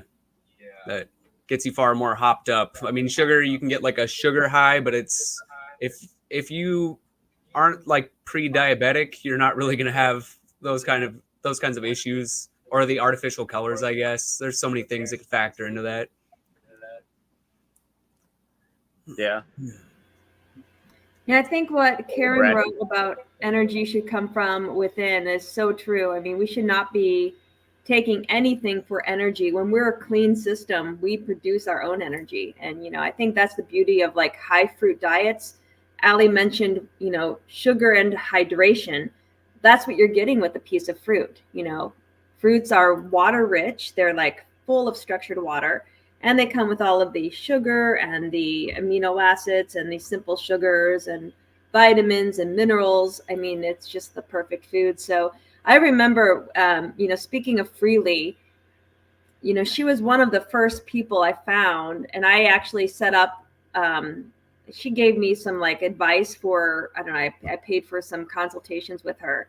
And this was back when I was drinking coffee, and she's like, you need to do banana date smoothies in the morning instead. And so I just switched to that. And you can put like 10, 15 bananas, 10 dates in a smoothie. It tastes amazing. And it's just like the optimal, it will beat coffee any day of the week.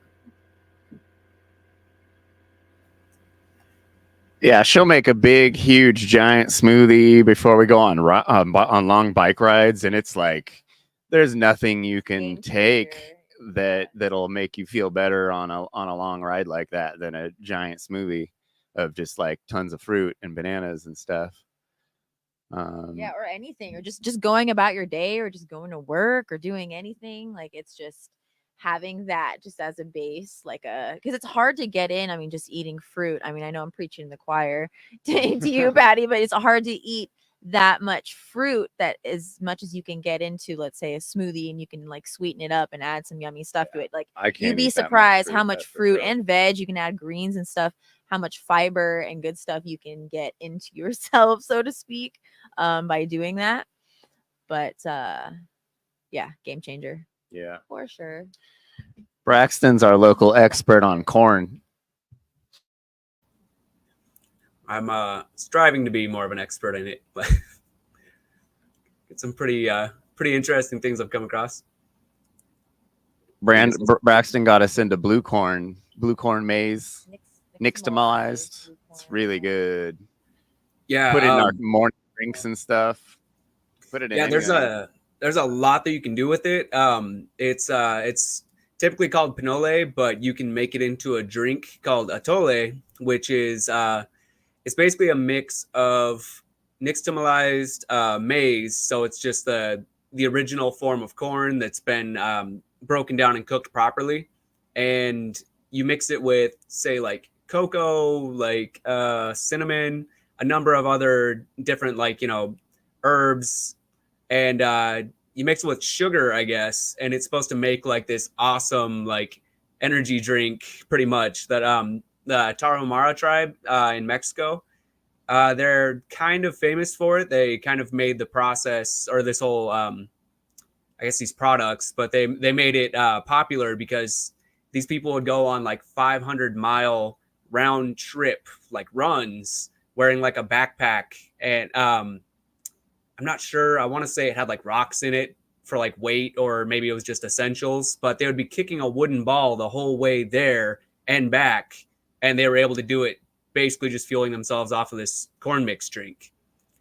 And I still haven't tried it yet, but I really want to, like, as far as the traditional way of making it, working up to it. It's a drink made of corn. Yeah.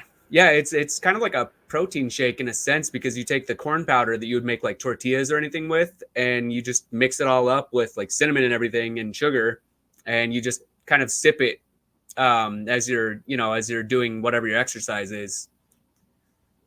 And people swear by it. We watched it. I'll go ahead. We watched a video on, it was like some African village that only had sweet potatoes. Like, that was it.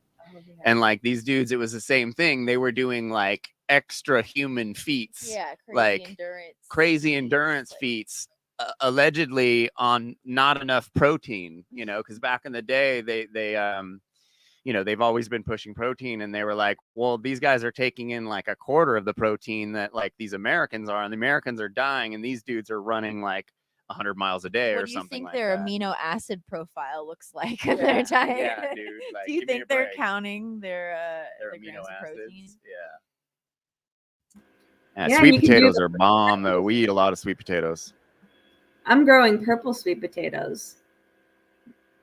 Yeah, so we have cuttings growing right here for next season. We're gonna do purple, white, and the white ones are. We go through tons of white ones, but purple ones are. Allie made some purple sweet potatoes like 3 months ago. Braxton tried them. That's probably the best thing I've ever eaten in my life. Yeah, the best form of like any kind of carb-based vegetable that I've ever had. Like that was out, like she knocked it out of the park with that recipe. Yeah, and purple, things that are purple have really high nutrient content. So you mentioned purple corn. I think purple sweet potatoes are right up there. I mean, I don't eat a lot of sweet potatoes, but I feed them to my dogs. So I get them purple sweet potatoes because, it's a good source for them. That'd be a good ingredient for a taco. Because yeah, there's that. We have that? Oh, go ahead. Go ahead, Bracky. I was just gonna say that the blue pigment that's in that maize. I forgot to mention that was that's I'm missing. I don't have it on the top of my tongue or on the tip of my tongue right now. But yeah, that blue pigment is what makes it so healthy, and that's also part of what keeps them like going health wise. Unfortunately, it's not in season right now, or it's not at the local shops I usually get it at. So I had to settle for yellow, but it's still next to molest. We've been feeding our we had some sweet potatoes that went bad, and we've been feeding them to the local squirrels, and they seem to like them a lot. I see them dragging them away. It's super funny. We've named all the local squirrels we have here now. It's pretty crazy. We just leave out buckets of water, and so much wildlife comes through here. It's wild. We got crows and deer, and we saw a bobcat. But yeah, the corn, the purple corn's definitely like, it's one of you just eat it and you're like, this is something that's like we're supposed to be eating. You just have that. It's like that's the thing with fruit. People, these carnists talking about how much they love meat. Meat doesn't taste like anything. Like, don't you think our natural diet would be something that when we eat it, it feels like it's exploding in our faces, like fruit? Like fruit is, man, like there's nothing like good fruit. Yeah, there's nothing like it. And like she said, we could see it. It's very attractive. You see something. I mean, you see something red in a tree. It's like, oh, like it's fruit or a parrot or something. But yeah, we've got hands that can pick it and hands that can peel, and like our canine teeth are not meant to bite into the side of a cow. They're meant to bite into an apple. So everything about the human anatomy is basically frugivorous. It's meant to ingest a diet rich in fruit.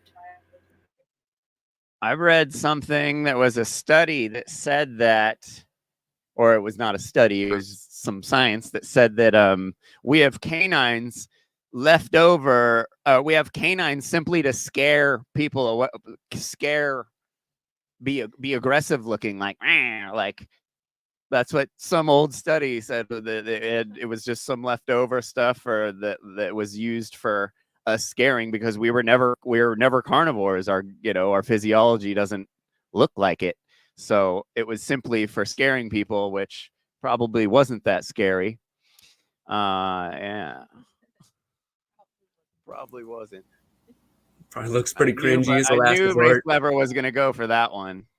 I definitely walked into that one. Hey, Fred's here. What's up, dude? Pretty cringy as a last resort. Clever was gonna go for that. I definitely walked. Dang, we got double One Great Work Network up here tonight. Yeah. Just wait a second. I have a problem there. I just cut it. Here we go. Yeah. Everybody is hearing me well? Perfect. How's it going, Yeah, Fred? I mean... yeah, we hear you good. The only thing I can share is my own experience. And by the way, I'm a vegetarian. I've been vegan for 4 years, and I encountered a health problem. I don't know if it's related to that, but I had some problems with my knees and my teeth and my nails and things like that. And I started to have a decaying problem. So I had to go back and get something that I lacked. I'm not I'm not telling people that veganism is perfect. We have a lot of work to do as humans, and not everybody can do it like tomorrow. It's impossible. So they have to be a transition. I know a lot of people who are stuck into this ignorance and cognitive dissonance in every communities when we're talking about freedom communities, and it's very hard to get through these people because of moral relativist stance about it. And what I learned during my vegan years, and I'm still a animal right activist. I keep on doing it, and I stand for the life of I'm talking about agape love there. I'm talking the love of the all. So we have to respect nature, and I think this should be our religion. You know, nature should be our religion. I'm not completely uh, uh, uh, uh, convinced about animism. I have questions. I have doubt about it. You know, I have some different opinions about that. But essentially, it's what we can do right now to lessen the harm that we cause to our brothers and sisters, and how can we achieve it? And that's it. It's showing and showing the truth and telling the truth to people. And truth is likely to hurt, you know, because people are indoctrinated in culture, and their family, their mummies and daddies told them that it was good. But most parents are like mine, were moral relativists. They were bad people. So we have to fight against this indoctrination, intergenerational mind control that it's actually plaguing the freedom movement and the occult movement, and especially the spiritual movement. And I cannot wrap my head around people not seeing this, not people not understanding it, and the complete lack of empathy that it showed. We have to address it, and we have to be bold about it. We have to be truthful about it and honest about this shit.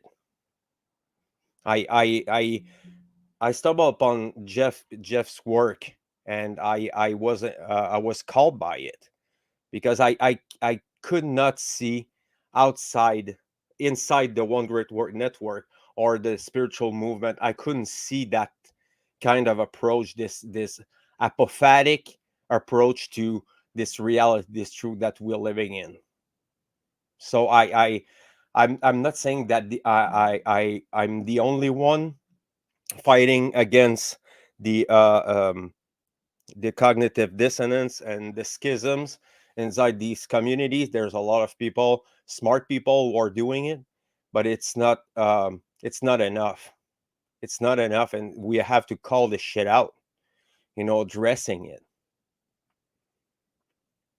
Yeah, man, I do. I mean, I get caught up in a lot of debates with people about health and environmental impacts of veganism and stuff. And like our boy Devin, he'll call me out sometimes. He's all, none of this matters, dude. It's all about the moral argument. You know, like who cares whether it's healthy? Who cares what it like? It's all about the moral argument. You know, like yeah, sure. You know, all the studies we have say, sure, you can live a full life eating meat, but you know, those studies most definitely are saying that the people that live the longest lives, you know, are eating tons of vegetables, and that's the part of it. But yeah, it's all about the moral, you know, like health obviously is a big part of it for all of us. A lot of us, you know, some of us have gotten vegan because of the health reasons, but most of us didn't. And yeah, I mean, Bracky likes corn a lot. I must say, and I want to bring up something because it's important, and I'm talking about accessibility. When it comes to food, is what is accessible in your culture. in my case, I'm in Canada and I'm in Quebec. We grow our food, but we only can do it for a few months by year. Okay, so we have yes, we have potatoes and carrots and things like that, but people here where I live right now are most of them, or 99% of them, are carnists. So depends on where you're from, how many money you have, because now here where I live, fruit and vegetables are becoming very expensive. It's getting bad and even badder here. And people think, and that's the cognitive dissonance there. No, you want to be healthy, but you have to be rich to be healthy. I'm taking here the voice for like poor people who cannot access this kind of food. So we have to be very realist and very objective when it comes to a diet and things like that, because some people cannot afford to be vegans, and you would have an argument about that. I'm vegetarian, I'm plant-based most of the time, but what I mean is it's less expensive to be vegetarian and cooking your food and doing all yourself than actually buying meat, actually buying these products that come from animal sources.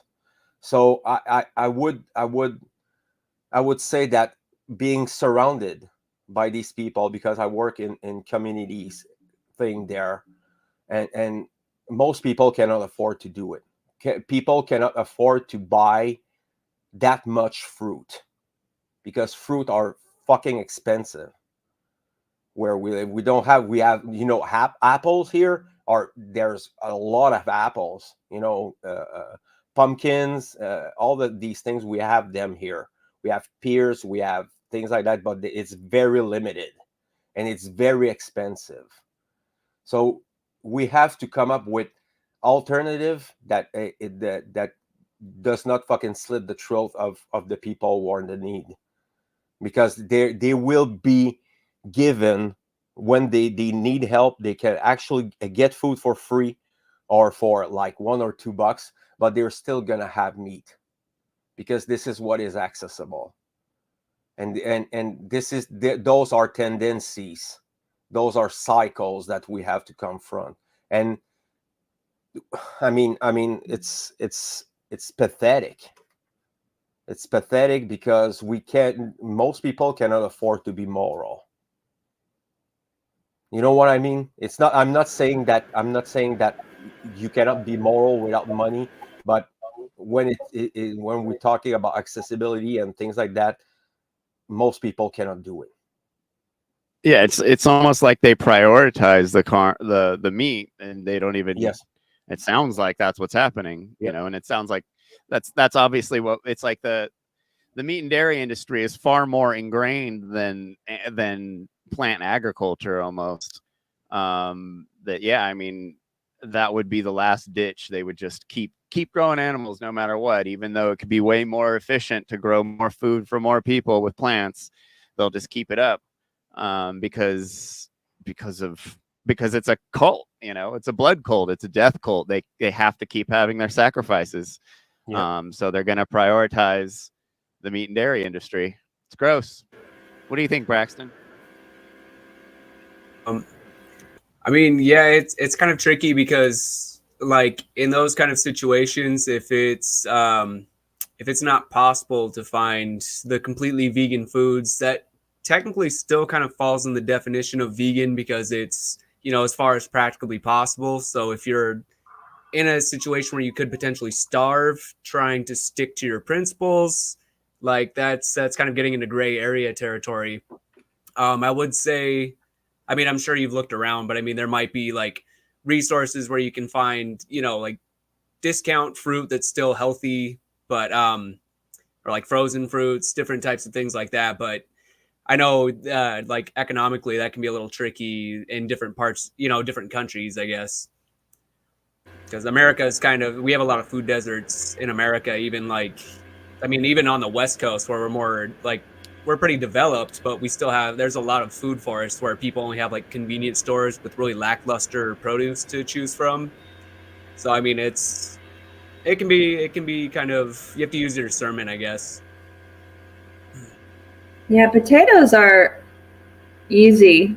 And, sweet potatoes are, when they're cooked, they have a very similar nutrient profile to a lot of fruits, So I know Arnold Ehret, who, was a health pioneer back in the early 1900s. He talked about mucusless diets and put sweet potatoes as kind of one of the cooked foods that were very cleansing for the human body. But bananas are relatively cheap as well. I'm curious, Fred, in where you live, when you said there are many carnists, how are they getting their meat? Is it from hunting or are they buying it?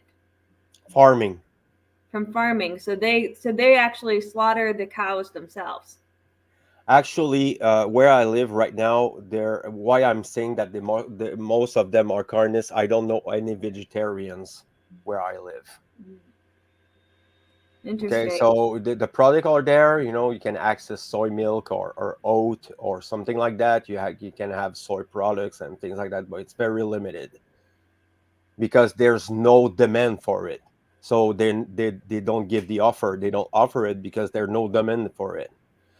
And why I'm saying that's because there's many farms around. I live in the country, so there's many farms. There's vegetables and things like that. There's a lot of farming around, but there's a lot of animal agriculture, and the people are buying local. Makes So sense. if you have access to vegetables that are local, and I mean potatoes. I mean, people, if you want to strive on potatoes, it's yours. I'm not doing that. I cannot. I can't. Okay, so I have to. I have to have variety to my food. And I personally, I'll never get back to meat, ever. Okay, so my children, like I mentioned with Jeff, are all vegetarian born. My wife is vegetarian, and we have this connection between us. But I'm not gonna feed my children only sweet potatoes. Know Are what I you mean? do you have chickens? Are you using eggs to kind of fill in the Yes, gap? yes. But they're local eggs, and I try to encourage the not the industry, if I can say it like that. So I'm I'm not a vegan anymore.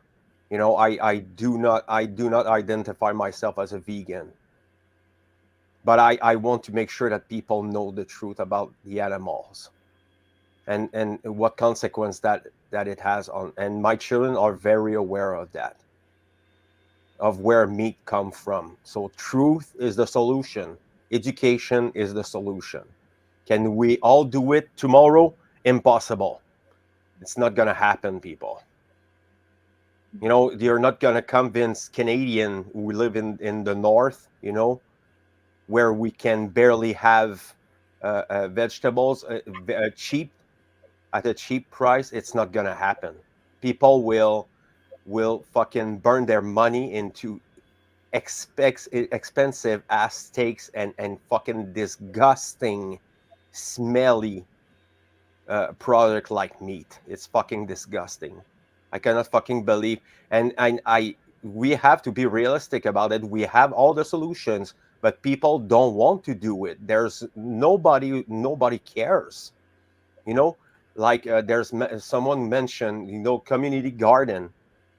Sure, but it's not enough. We need to have greenhouses built to work 365 days. Even in the winter, we have harsh winter here. So we need places to grow up food. We cannot do it, even if we dig, you can dig a trench and do agriculture there, but people needs to want it. This needs to have consent and support.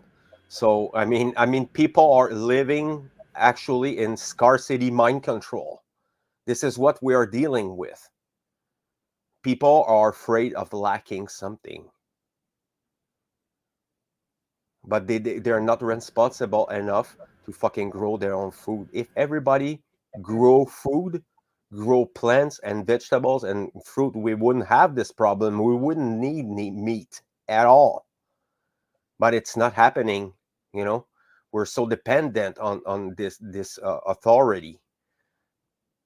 This false authority, this fucking government that prevent us from being who we really are. Incredible, smart, empath people, who need to get to connect to nature. And what is happening now is complete inversion. People are afraid of going in the forest. Uh, uh, they need to buy fucking canned food. They don't want to grow it. It's too much job. People not caring enough. And this is what we have to put our energy in.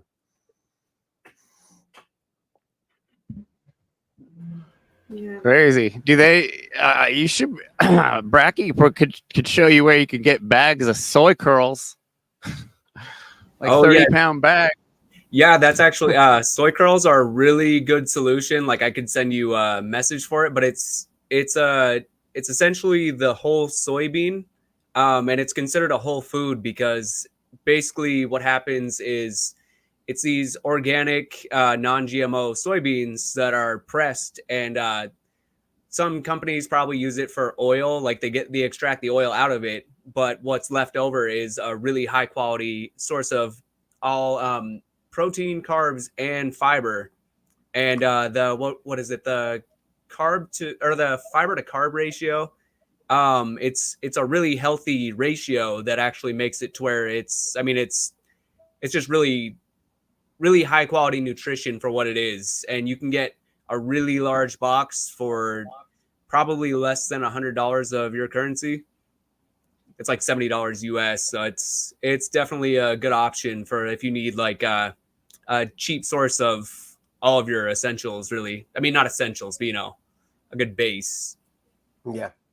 That's really tasty too. Like you just soak them in like coconut aminos or something like that, and it's like really, really dense too. Like last night, Ali made pasta and just put very few in there, but it makes whatever you're eating very filling. So it's like it's super tasty.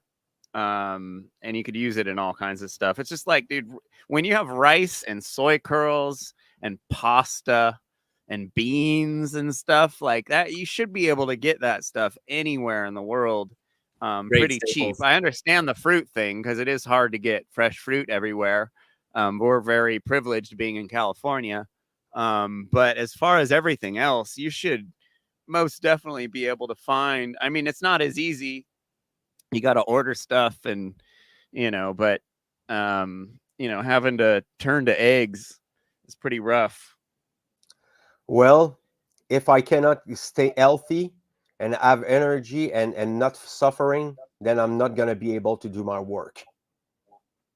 If I'm feeling sick because of what I'm consuming, then I'm not going to do it.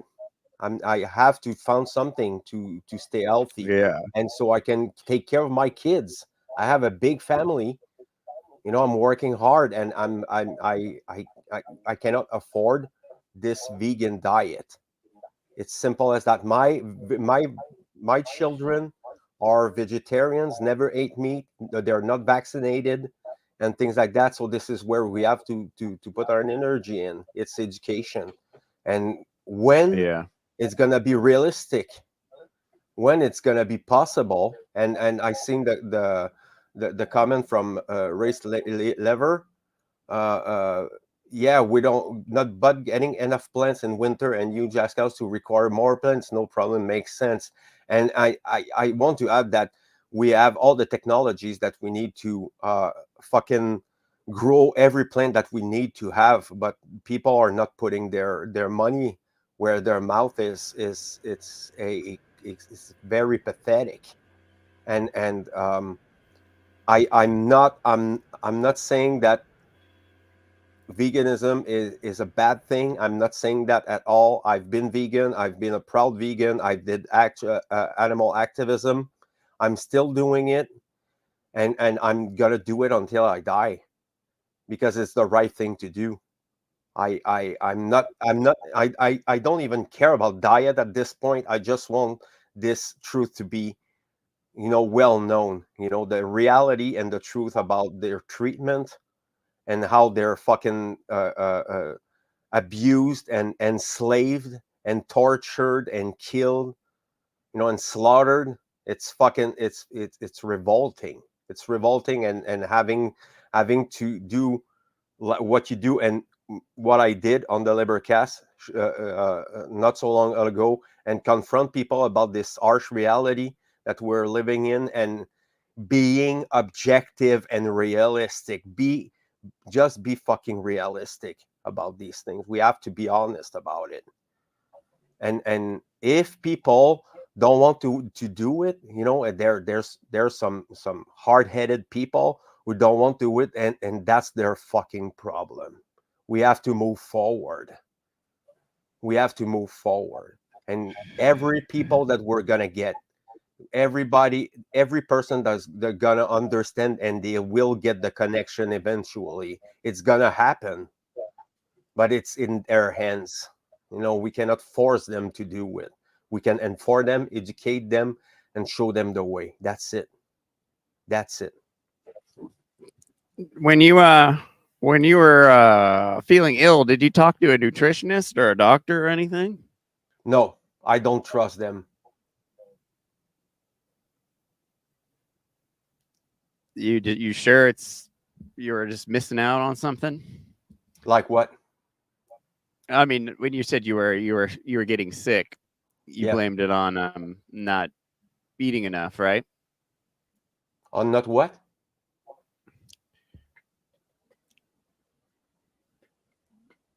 What's that? Oh, never mind. So no, I don't know. We were gonna watch. Go ahead. Let me be clear, man. Let me be clear about that. I'm not proud of being vegetarian after being vegan, but I do not have the information to, and I don't trust any of these motherfuckers. Even in naturopathy, some are biases. There's a lot of religion. There's a lot of belief there. I cannot fucking I cannot align myself with that. I have to get my own information, and what I miss, and I understand. I understood it like a month ago.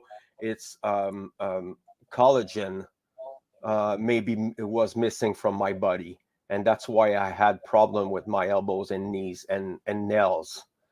I felt after 4 years, I felt that I was getting weaker, and I cannot afford to be to get weak or sick. So for me, I had to get some. I'm using oil, a lot of oil, coconut oil and things like that. I'm cooking my stuff in that, and I'm trying to. There's a compensation. I try to put it more, but like you said, maybe it's bad. Maybe I'm doing the wrong thing, and this is what life is all about. It's fucking learning. So if someone here has the solution to my problem, then I'm gladly open to hear what your suggestions.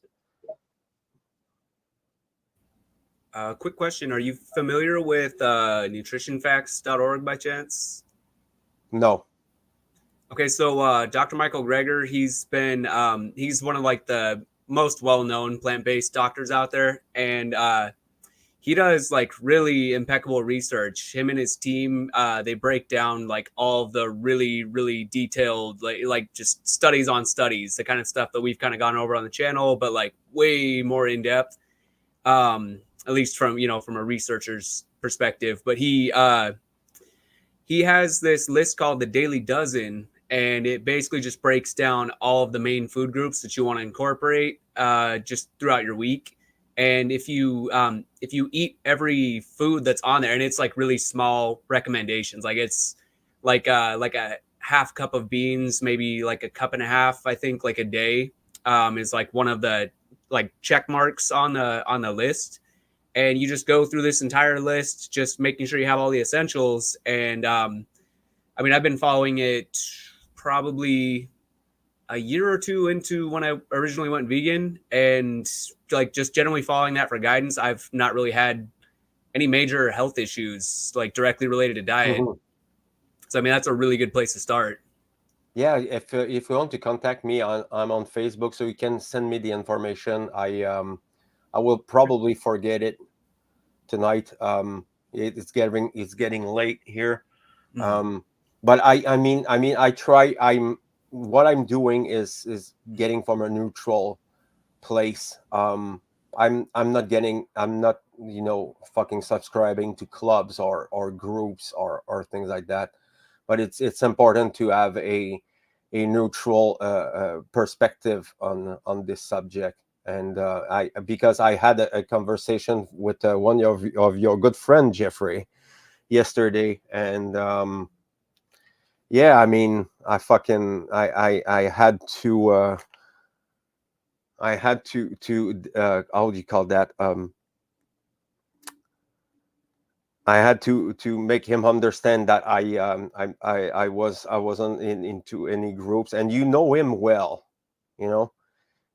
And I have a talk with him, and it was very interesting, and I understood that our little friend Jay,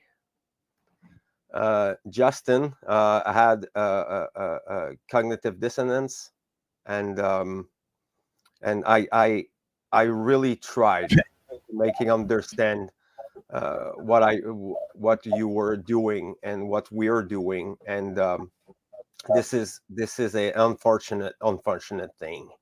I really hope that he listened tonight. Because I'm gonna have him on the Libercast. I'm gonna have him, but I'm not sure. And I by the way, if there's people there, I actually I'm looking forward to do a carnist and vegan debate on the One Great Work. But Jeffrey, I would not wait about that. They're too cowardly. They will not get on the podcast. I know they will not. I know. You know why? You know why? Because they're cowards. They fucking hate being confronted about that. And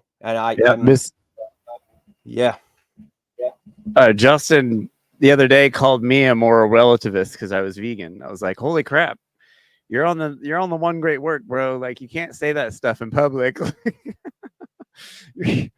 Not that I think Mark would ever kick him off, but he does say some pretty crazy stuff sometimes.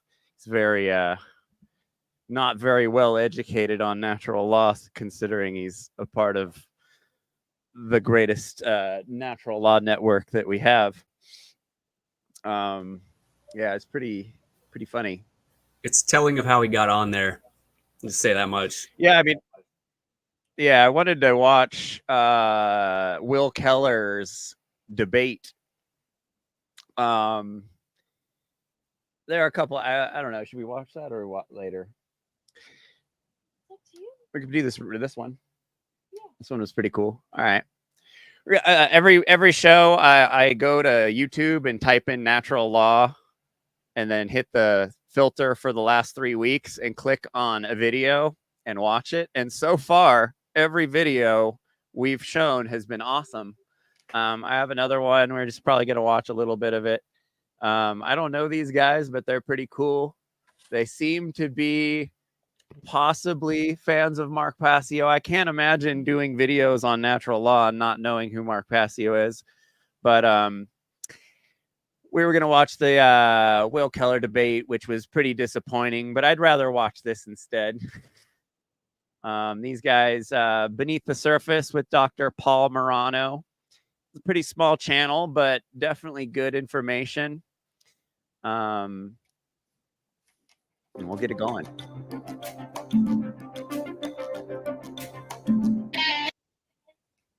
Sorry.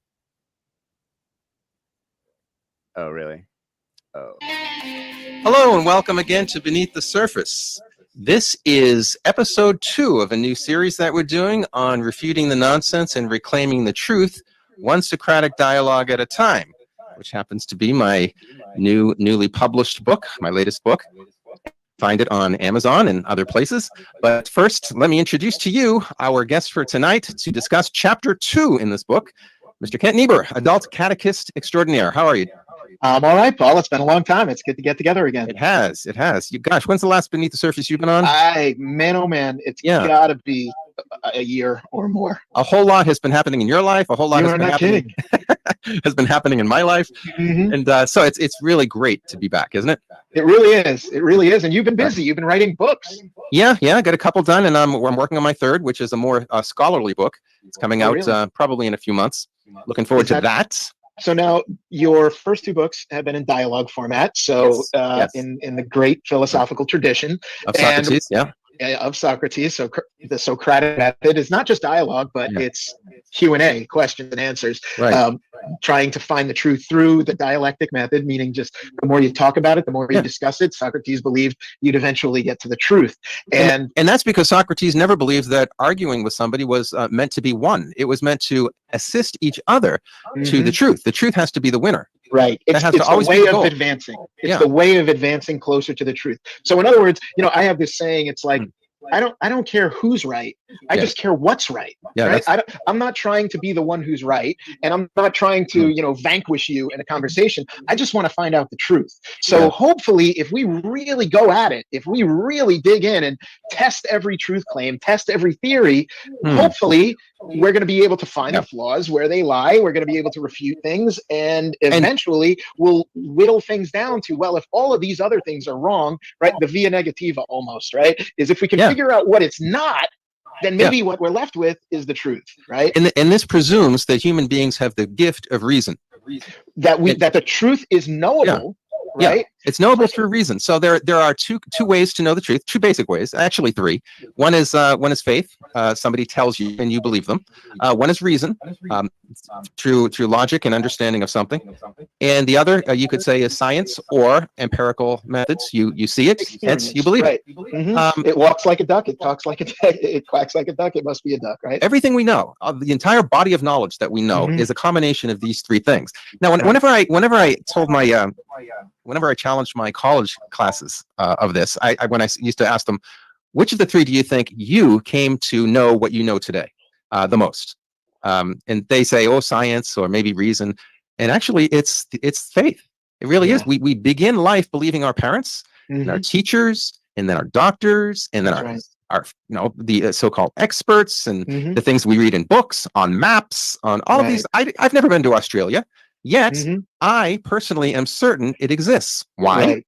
I didn't get it through the empirical knowledge. I can't reason out there must be in Australia. I can't do that through logic. So that's just a quick example of how we know things through faith, and we whittle it down through reason. We reject many things that we have been brought up with because we have the gift of reason, and of course, the scientific method is always a good complement to all of that. It actually is sort of an amalgam of all of that, I would say, because if you don't, first of all, let's say you say, well, basically a lot of people, I think, erroneously assume the scientific method is purely experiential, right? It's nothing but experience. We're going to do something and observe what happens, which observatory or observational or experiential is kind of the same thing. Yep. Right. But what you're really doing is you're having faith. I remember, as you remember, and as maybe some of your listeners may remember from way back when, is I used to be an atheist. And what I didn't realize is that to the extent that I believed in science, I was never a scientist or anything like that. But what I would think is I had faith in the scientific method, right? Not realizing, that most of the scientific method, or fundamentally, it relies on probabilities. Hey, we did the same exact thing with the same exact circumstances 99 times. So, and it all came out one way. So we're going to assume that if we did it 100 times, 1,000 times, 1,000,000 times, it would still keep coming out the same way. And, that seemed reasonable, but what it's not is certain. Yeah. We don't know if we did it one more time, something different would have happened. Yeah, the term settled science is kind of an oxymoron, isn't it? Yeah, there's no such thing. There's no such thing. Yeah. But to underscore your point, I do think that the scientific method is reasonable and must be reasonable, but also we have to believe it. We have to believe our senses, in a sense. Mm-hmm. And as Rene Descartes illustrated to us back in the 16th century, we also have to believe our reasoning power, Right. our senses and our reasoning power. So it's all sort of underscored by faith or belief. Yeah. But anyway, and there's another layer to this, because Descartes wanted to, his hyperbolic doubt. He wanted to say, I'm not going to believe anything until I can prove it. Yeah. Well, as you're saying, basically, prove it with what? Yeah. What are you proving it with? You're proving it with your ability to reason or observe things, right? Yeah. But now we're getting to a point where people want to even say that nothing is knowable. They take Descartes. Right. Descartes at least said, well, I believe things are knowable, but I'm not going to take anything as a given. I'm not going to believe anything unless it's proven to me or I can prove it. Now we're getting to the point where people are saying there is no truth. There is no meaning. And even if there was, we couldn't know it, et cetera, et cetera. But here's the problem with that, Paul. Nobody who says that, or who doesn't say it for that matter, actually lives that way, right? Every time you flick a light switch, you expect the light to go on. Yeah. That right. means you know something, right? Every time you turn the key to your car, you expect the engine to start. You press the gas pedal, you're going to go. You're going to stop when you press the brake, et cetera, et cetera. Yeah. You believe all of these things. Why? Because experience. You don't go out to your car every morning and test every connection, take out every part and bench test it, and then put it back in. You wouldn't be able to live. No, you couldn't live like that. I have a heavy light fixture that's right above me. Mhm. I have faith. I believe that that's not going to just come crashing down. Right. I'm not an engineer. I don't know it through really my own knowledge, but I have faith that it won't. And I'll tell you what, having just bought a house recently and having talked to other homeowners, time and time again, things happen where you realize, oh my goodness, we thought that light was secure in the ceiling and it fell down on the dinner table, Yeah. But you were living your life with the confidence that this light is safe and secure, and we can sit at the dinner table and not have to worry about it. Yeah. Nobody starts out life saying, I'm not going to believe anything until it's proven. That's right. Yeah. That's right. Nobody does, because you just can't. believe. And by the way, what we're having today, in my opinion, is sort of this, you do, let's say there's this saying out there that you learn more before the age of 5 than you will in the rest of your life. Now, I don't know if that's literally true, but I'm sure there's something to that, because you're learning to walk, talk, you're learning every contact with the outside world for the first time in those first 5 years. So whatever's happening then. But I think what we've evolved into in our culture, or devolved into in our culture, is this extended adolescence where, you have conversations with someone and you start to realize very quickly, this person really hasn't thought about this. This person's arguing with me. Yeah. But really hasn't thought about it at all. They're just throwing various catchphrases or claims, and what you realize is, I'm not actually communicating with this person. This person is an intermediary between me and whoever they heard that from. All right, they haven't thought about this themselves. This is a fantastic bridge. Thank you for that. We are literally a video I just clicked on out of nowhere. So hilarious. But the first dialogue in chapter 2 is something called progressively progressing into the abyss. And why don't we read this live? Do you happen to have it in front of you? I have it in front of me. I sure do. So this is the first dialogue of chapter 2. On my teleprompter. And it kind of relates to what you were just talking about. So I'm going to read it from my book. See that? Right, it matches. Yeah. Let's see. Hopefully I don't need glasses for this. And I do. All right. Are you ready? So you're going to be Richie and I'll be Sophia, which means which means wisdom. You're going to make me be the progressive, huh? Yes. All right. Ready? Go. I'm a progressive. Good for you. What does that mean? I believe it.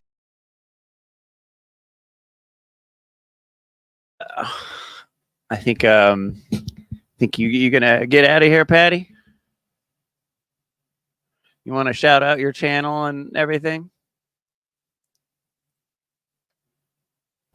Oh, you're muted. You're muted still. Sorry. My YouTube channel is Natural Law Health. It's the name of my website as well. But this was fun. Yeah, we just hang out and watch videos and talk shit usually. You're welcome whenever you want to come up. Every Sunday it's a live open show, so whenever you want to come up, and if you have videos premiering or whatever, feel free to come up. And that was fun. Hope to see you soon. All right. Well, thanks for the invite. Keep up the good work. Keep up the good work for sure. All right. Will do. Thank you. It's good to meet you, Betty. Have a good night. Bye. You too. Bye. Bye. Bye. I know she's on the East Coast. It's probably getting late. Oh, she's on the East Coast. Yeah, that's why I did it so early today. Yeah, that threw me So off. yeah, this video's Oh, go ahead. it's pretty. This is like the fourth video I've just pulled out of just like, I'm gonna do this one, and it's like these dudes are talking about the same stuff we're talking about. People just up here. I mean, like this is what I would expect to see coming out of One Great Work, you know. Mm-hmm. Instead, we have this. Yeah, get these guys on the network. Who are these guys? Yeah, I almost assumed that this guy was, well, not from the network, but I mean, at least kind of adjacent, because he kind of reminded me of seems Mark. a little. Guys. Yeah, he seems like a Mark guy. Like there's a little mark left on him. Like Yeah. It's funny. Ali was saying earlier, it's like, you know, you could always tell when someone's been, you know, like into Mark Passio, just by the rhetoric. Mm-hmm. But yeah, so we're getting videos like this debate. So Will Keller, after we started going pretty hard on Will Keller took like a week off from doing videos. He shaved and started not wearing normal clothes after we had made fun of him for cosplaying a fucking, you know, guru guy. And so he comes back and his content's been like definitely like a little bit more like aggressive. And then he ended up doing this debate, which I saw this and I was all, uh-oh. Because I don't think Will Keller's anywhere caliber of speaker to be doing debates. He's very good at repeating Mark Passio keywords and kind of repeating the same stuff that you don't really learn any like you know, for someone who knows natural law, listening to Will Keller stuff, you're like, okay, I get what he's saying, you know, like, but to anyone new, it's not nearly enough to actually learn anything. And it took me like 10 years of 15 years of knowing who Mark Passio was to chill out enough about the, you know, the spirituality stuff always kind of scared me away. Like, I don't know anything about that. That just sounds like religious stuff. So I kind of dismissed Mark and went, you know, like, cause the like, you know, the activists that were like doing more street work and stuff like that, ambush debate or ambush interviews and stuff like that. That was a little bit more interesting to me. Watching really long-winded videos about spirituality just wasn't really my thing until recently. But if you're trying to teach and if you're trying to be like a guru or like a shaman or something, you have to be able to explain things in a way that the layman can understand. And this is the biggest piece of advice to give to Will Keller. He needs to just be himself. He's trying to emulate someone else, and it's just not working. It's not coming on. It's falling flat. And this debate is 100% proof of it, because he lost to a moral relativist in a debate over morality. Because he didn't, it's not that he didn't know enough or he isn't equipped enough. He's just trying, he's not being himself and just explaining it like he'd explain it. Well, and it's not fully perhaps integrating. I was literally just about to say that. Go ahead. Oh yeah, jinx. But like it's integrating and applying it and making it relevant to his life and other people. Like it's almost like I was talking about this with Jeffrey earlier. Like it's not that Will is necessarily wrong. It's just not enough. You can lose in a debate and still be correct and be on the correct side. You know what I mean? So it's unfortunate. Yeah. It's like he needs to go further. He needs to go all the way, as they say, you know? It's the same reason why I go after Padini so hard. He's got a lot of people watching him, and he's a terrible activist. The things he chooses to present as evidence are all complete BS. He doesn't understand. He's not equipped enough. And I've tried to equip him. Like people are trying to tell me, someone was saying something about me and Padini being enemies. And it's like, no, I really like the guy. I think he's a friend of mine. I want him to be better. I'm trying to teach him to be a better activist and a better person. Please be better. Yeah. Just same with Will Keller. Like I don't dislike the guy. I don't know him at all.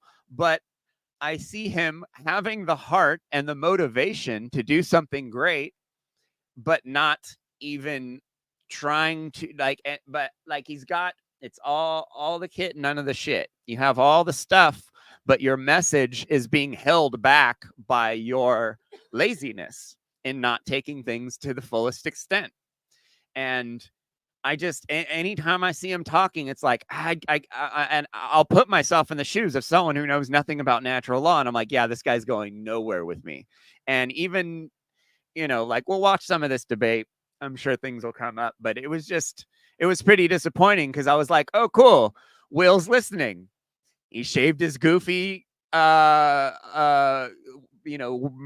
beard, and he's not wearing the black button-up occult t-shirt, the occult black button-up shirt. The Nordic preacher get up. Some time off to think about, like, okay, instead of just putting a video out every day endlessly that's worthless, maybe I'll put something else out. And it's like, okay, cool. He's doing a debate. I was proud of him. But then it's just, I don't know. We'll watch some of this. I'll put it on fast forward because these guys are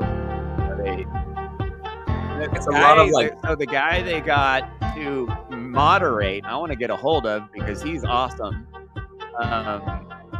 And maybe you could get a hold of him, Bracky. You could probably find him online. Yeah. He actually knows how to moderate a debate, and he's a natural law guy, so obviously he'd be worth buddying up with. Very clever. Do you have any work?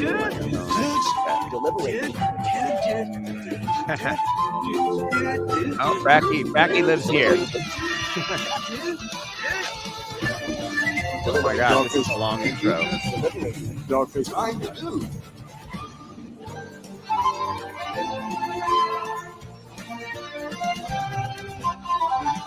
That's longer than Mr. Peanut Butter. Mr. Peanut Butter is at least good. A full feature song. This is good, but it's just a picture. I hate to say it, but a lot of the natural laws. Hello, everybody. Welcome to Deliberating Dog-Faced Dudes. I believe this is week number 8 that we've been doing this, and really looking forward to this one. My partner from the Natural Freedom League, Will Keller, is joining us. Today's title is Benjamin Balderson versus Will Keller. Will Keller. Is morality objective or subjective? This is a good one. It'll be moderated by none other than AlanMarcus.com. What's up, Alan Marcus? How you doing? Doing well. Let's MCS rise this eschaton. Let's get it on and begin the end. All right. I'm going to add the other two gentlemen to the stage and let Marcus take over. So we have Balderson with us. So this Alan Marcus kid's pretty interesting dude. And yeah, like I said, knows how to moderate a debate. And first time guest, Will Keller. I got a little bit of homework I did, a little book report. Let's set the stage with some of the greatest philosophers. These thinkers who have shaped how we understand ethics, morality, and the human condition. First up, we have Immanuel Kant. No, that's Immanuel Kant with a K-K-A-N-T, with his classic work, Groundwork of the Metaphysics of Morals. Kant's all about duty and the categorical imperative, laying down the law on what it means to act morally. We've got David Hume next, the skeptic with a heart, from his Treatise of Human Nature. Hume brings emotion into the mix, showing us how our feelings, not just reason, play a big part in our moral decisions. John Stuart Mill comes in strong with utilitarianism. I think I've mentioned that word a few times on the show before. Championing the greatest happiness principle. For Mill, it's all about maximizing pleasure and minimizing pain, not just for yourself, but for everyone involved tonight. And then there's Friedrich Nietzsche, every teenage boy's favorite angsty black t-shirt wearing dude from Germany with Beyond Good and Evil. You know, Nietzsche's the rebel, questioning everything we think we know about morality. He's famous for his idea that morality isn't some objective truth, but something we create ourselves, driven by our own will to power. Let's write some songs about it and cry together. That'll get us all girlfriends. G.E. Moore takes on a different path with Principia Ethica. Ooh, fancy. Moore's an ethical non-naturalist. I don't know if that's a nudist. I don't know if he gets out in nature much. He's probably writing a lot of text arguing that moral properties are real and objective, but not something you can just pin down like a donkey tail or a tail on a donkey. What comes first, the categorical imperative or the cart or the horse, the donkey? Like pleasure or pain, I don't know if that's allowed bestiality. Delete that from the notes. That wasn't supposed to be there.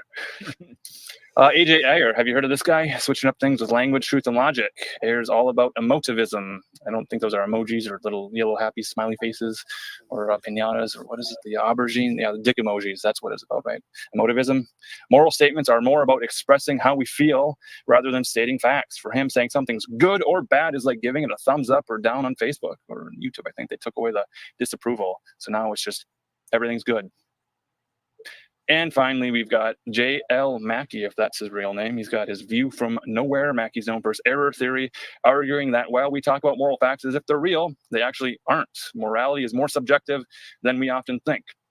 Now, even though these philosophers have their own takes on ethics and morality, they've got some common threads. They all dig deep into the nature of moral judgments, question whether morality is something objective or subjective, and explore what it means to live a good life. And of course, each of them contributed to building or challenging distinct philosophical systems. Kant's got his deontology, Hume's sentimentalism, Mill's utilitarianism, Nietzsche's radical critiques, Moore's ethical non-naturalism, Ayer's emotivism, or Mackie's moral relativism. Class is in session. I hope you guys are taking notes. Now that I've set the stage with some of history's most famous dudes, let's get ready to rumble and tumble in today's dog-face debate. We've got guests with us who are ready to tackle the big question. Is morality subjective or objective? Gentlemen, introduce yourselves and state your position. Let's start with our guest, Will Keller. Excellent. Thanks for having me on, gentlemen. It's a pleasure. First time on here. So my position is that morality is objective, meaning that there is a universal moral principles, a moral standard of right and wrong behavior. And we can know and discover these principles, and we can align our behavior to these principles. And in fact, to create freedom and to create change in the world, that is directly associated with if we align our behaviors with the objective moral principles. Just a loop for the rest of the show. Want me to keep riffing? No, I didn't know if you were or not. I was like, I'm not sure if this is his full speech or this. I was like, should I do the whole 5 minutes or just stating the position? No, I think we're just we're just introducing ourselves and tell everybody where they can find you too, brother. Yeah, thanks, man. You can go to my website, willkeller.com. All my presentations and podcasts are on there. So that's it, willkeller.com. Excellent. And I'm Benjamin Balderston. You can find me. We're on a hiatus currently on Weaving Spiders, but normally Weaving Spiders on Saturdays. And you can find interviews with me all over the interweb.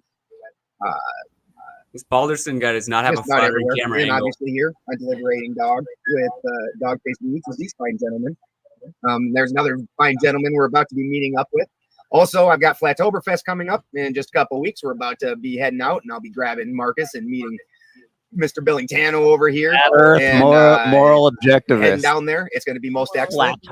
Marcus and I are going to be doing a live Spagyrics alchemy experiment. So that's going to be fantastic. A lot of people talk about a lot of things, but we're putting the we're going where the rubber and the road meet, and we're going to put it right there in front of everybody. So Flattoberfest, yeah. Not in your fucking meat Absolutely, look forward to industry, this. propaganda And, cult. let's do this. We're gonna find out that you fuck with the wrong So one. Flattoberfest is coming up real quickly here. That'll be at flatearthfestivals.com. Benjamin Balderson, do you have a position tonight? My position is going to be that reality or morality is subjective, that things that are objective meet certain qualifications. And while we can strongly feel subjective things generationally even, and eventually that becomes a societal thing, it is still a subjective thing. It's an objective to, it's a subjective to an objective. So let's talk about the reality of morality. Is it objective? So moral norms are learned over time in generations in society. Strange. What do you think about that, Bracky?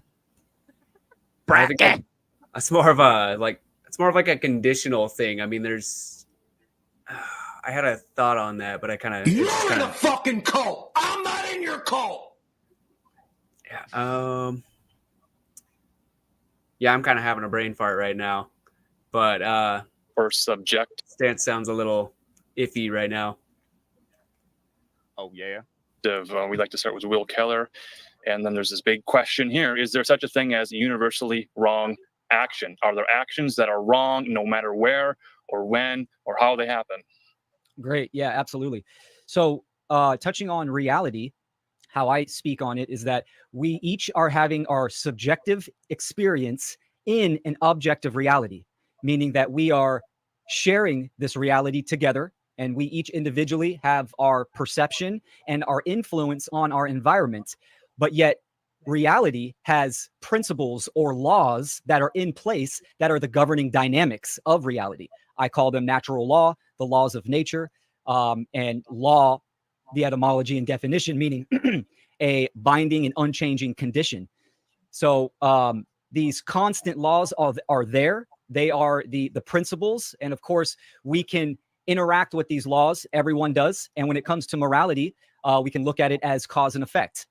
So as we perform an action onto another human or sentient being, if it causes harm or initiates harm, that is an immoral action, right? And if it does not initiate harm, then it is a moral action. Now, are there universally immoral acts? My position is yes, there is, and we can sum them down to 7, right? Murder, assault, rape, theft, trespass, coercion, and deception, like willfully lying. I think all things you do as a throughout the universe, these 7 transgressions are universally objective, right? They're immoral actions, and each one of these transgressions are a taking of something. So they're all theft in some form or fashion, right? Murder, the taking of life. Assault, the taking of bodily autonomy. Rape, the taking of sexual free will. So, and all the way down the list. So it's a taking of something. So it is theft. And there is, from that cause, that immoral action, there is an effect that happens. So individually, if human beings are acting immorally, then there will be an aggregated condition, the human condition, where I see us in now, one of, duress, coercion, and slavery.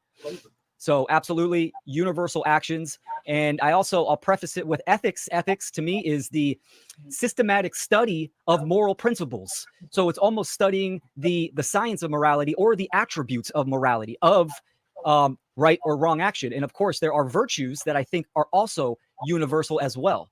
And I do take a what are those virtues? Stance that there is a gradient in ethics from objective to subjective, depending on the context, right? If you're talking about an organization, what's the organization's ethos or ethics? So they're internal qualities, but yet morality is that standard that no one should violate.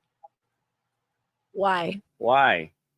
In a debate, you're supposed to give examples to prove your points. Well, let's just see. Maybe he's just opening up. I mean, that was all just Mark Passio regurgitated, which is fine. But like, you gotta, in a debate, things are a lot more critical. Yeah, like Well, you're gonna be he pressed. what about the laws and what is a law and all, but then why are they laws? What are the examples of this law working, and what is the context, et cetera, et cetera. But like I said, we'll see. Let's see if he gets into it a little bit more, perhaps. Chili bone. Chili bone. Let's hope it goes beyond flashcard memory. Cheweezy, exactly. hip hop squeezy. Squeegee. Squeezy. Squeegee. Come on, man. Come on, Squeegee man. doesn't do very good on peanut butter. So yeah, I'll end it on that. Thank you. And Balderson, do you have your opening statement prepared and ready to go?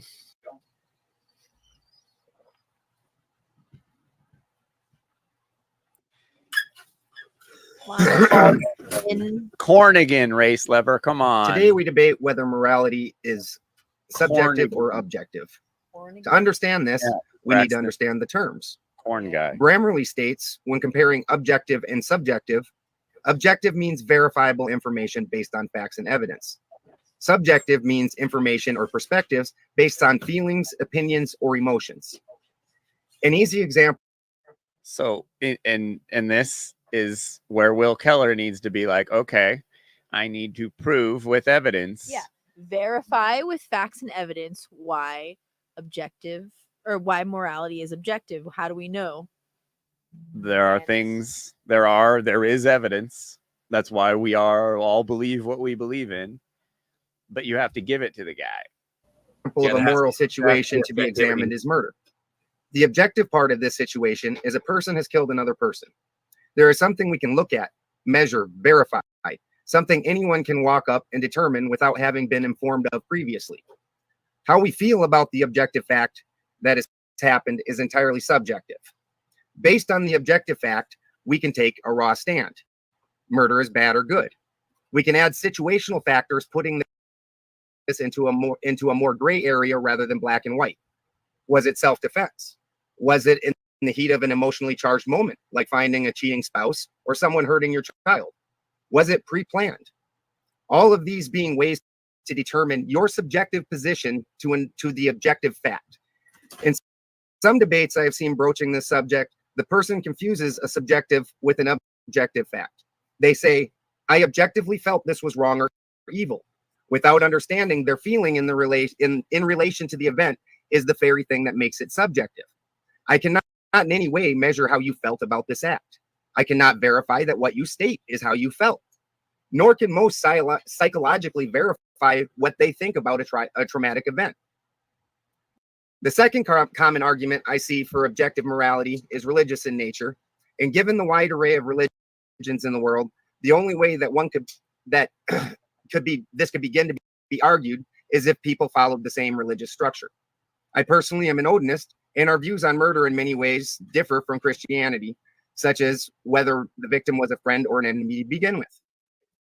The last argument I see used is the general societal reaction to the event. The example of murder, most of society deems bad. The people before us deemed it bad. Everyone feels this way. The simple argument to that is, obviously not everyone felt that way, or the moral infraction wouldn't even be a thing to discuss. We just wouldn't do it. The second part to my argument that I have never seen discussed is the epigenetic factor. When you look at studies on the generational effects of induced traumas in mice, we find some very surprising physical results. We also find that some of their behaviors logically do not track, but they are expressed anyway. We see this when things like a secondary stimuli are added.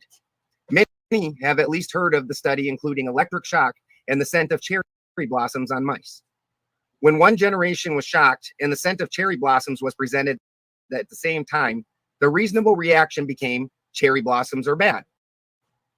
Later in that generation and in successive generations, the scent of cherry blossom was bad, even though the electric shock stimuli was removed. The logic that shock and the scent were not necessarily tied together did not occur. Obviously, cherry blossoms are not immoral, but you cannot convince the mice in the experiment of that. If they were able to vocalize their morality, everyone would just know about cherry blossoms innately. The second generation, it would have been stories about the event, and by the third generation, only nerdy mice into obscure history would care, and the rest would call him a conspiracy theorist. The moral laws or natural laws we primarily agree on as a society follow the most traumatic and reoccurring experiences in society, which would carry epigenetically each time they reoccur, such as murder. I don't know which of these arguments or new arguments that Will is going to bring tonight, but I look forward to hearing them. Thank you. Will, do you have any immediate thoughts about what you just heard?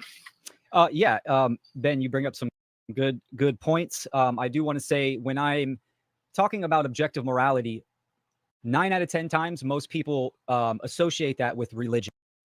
And absolutely, religions have co-opted that category of morality, right? They want to be the arbiters of truth. They want to be the arbiters of right and wrong. So across the board, all cultural religions, really any type of religion, always wants to be that arbiter. So I do recognize that when discussing objective morality, it has a lot of cultural religious baggage, mainly Christianity and Catholicism. So, but when I'm talking about objective morality, it is separate from that. I'm talking about a science that, through our human quality of logic and reason and our capacity to feel, we can discern and come to know and understand this science that is inherent in the fabric of reality and nature for us as human beings. The distinction from animals having morality versus humans, I do make that distinction because human beings are not animals. We are a separate species. We do have an animalistic biological components to us, but we are at a higher evolved species endowed with, that evolved neocortex, higher order, and logic and reason. So just by using logic and reason, and we can feel when we have created harm, and we can see when we have created harm, and we can see the effect that it has. It does not matter about the perception or the belief or the feeling of the justification, right? Murder is murder. Assault is assault. Rape is rape. Now, in a shared reality, we can talk about as if they're separate, right? We have natural law, cause and effect, but it's still up to human beings to discern and come to know and discover how reality operates, how objective morality operates, and we still have to convey that. For instance, talking about self-defense, if there's no witnesses, so jury of our peers, we still have to discuss that to see if it really was self-defense. But yet, the truth in reality, it could have been murder for sure. So I look at the objective principles of morality as the non-aggression principle and the self-defense principle. And I also incorporate self-ownership, because as individuals, we are responsible and accountable for the actions. Why that we know these principles? That's the whole point of the debate. Epigenetics, Why? great topic.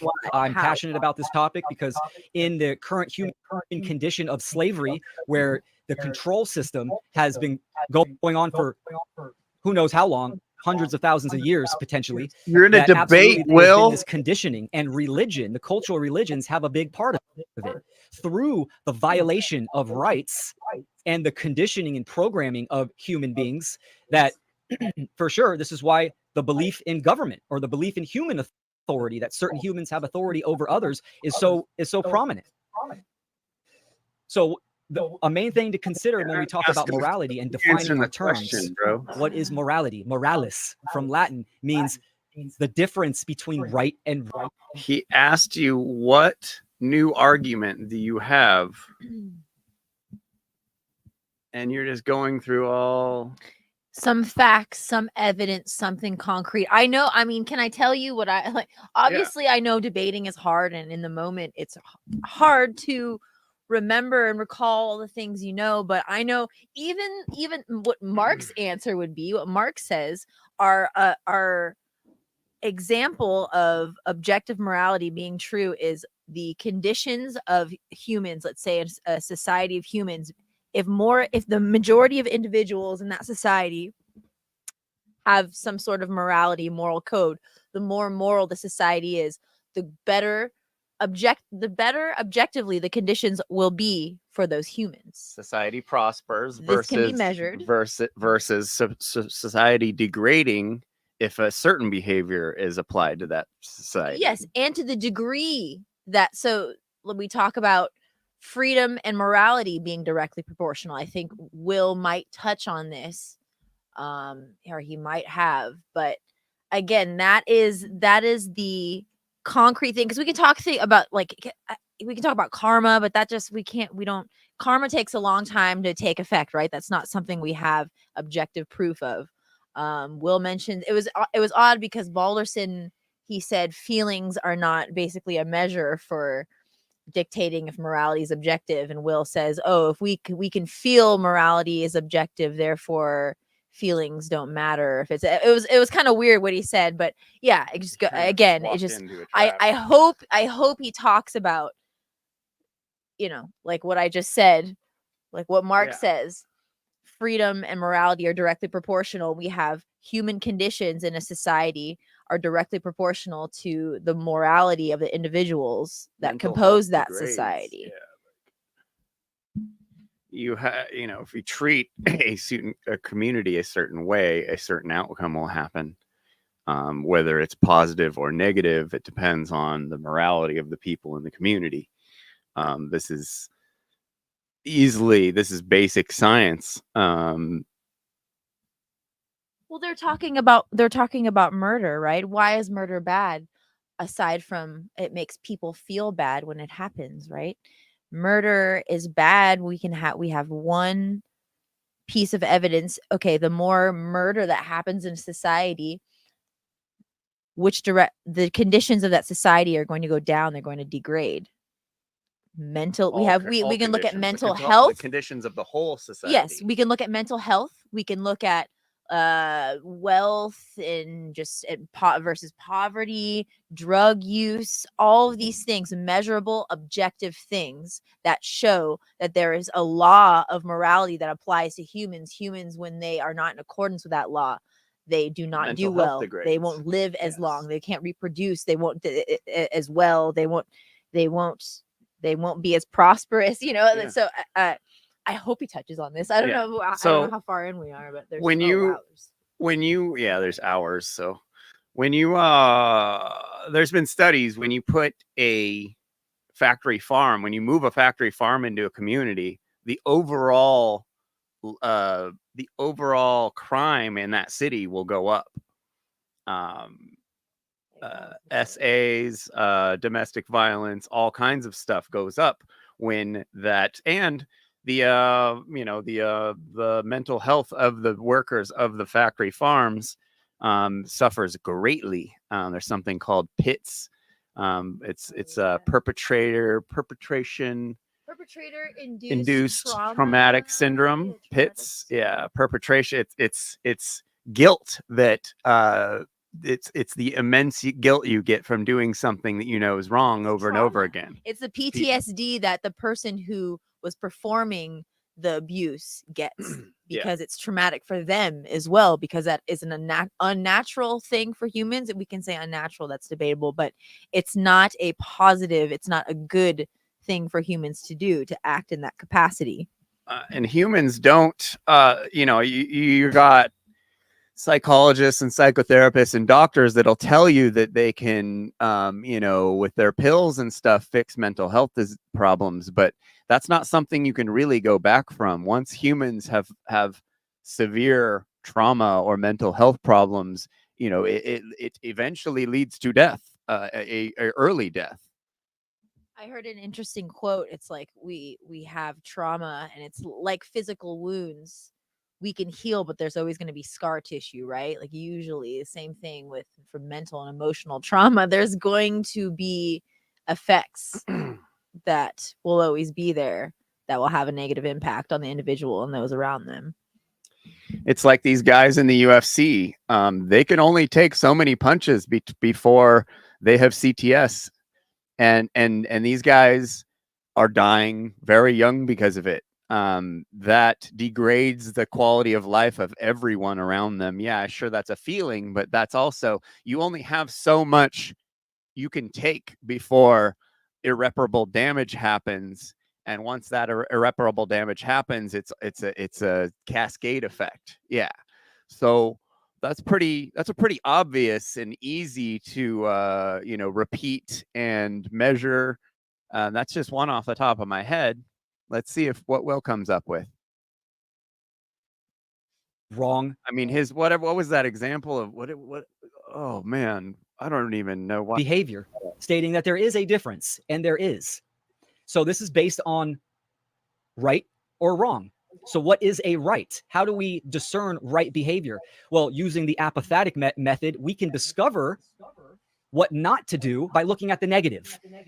So by looking at the negative, we can discover the affirmative. And there's millions, an unlimited amount of rights someone can take, as long as it does not initiate harm or aggression. Such a more interesting on way. another sentient being, right? But when we look at the wrongdoings, this is where we get into murder, assault, rape, theft, trespass, coercion, and deception. So why are they now wrongdoing? we can have a more concise, logical Really bad for humans. perception.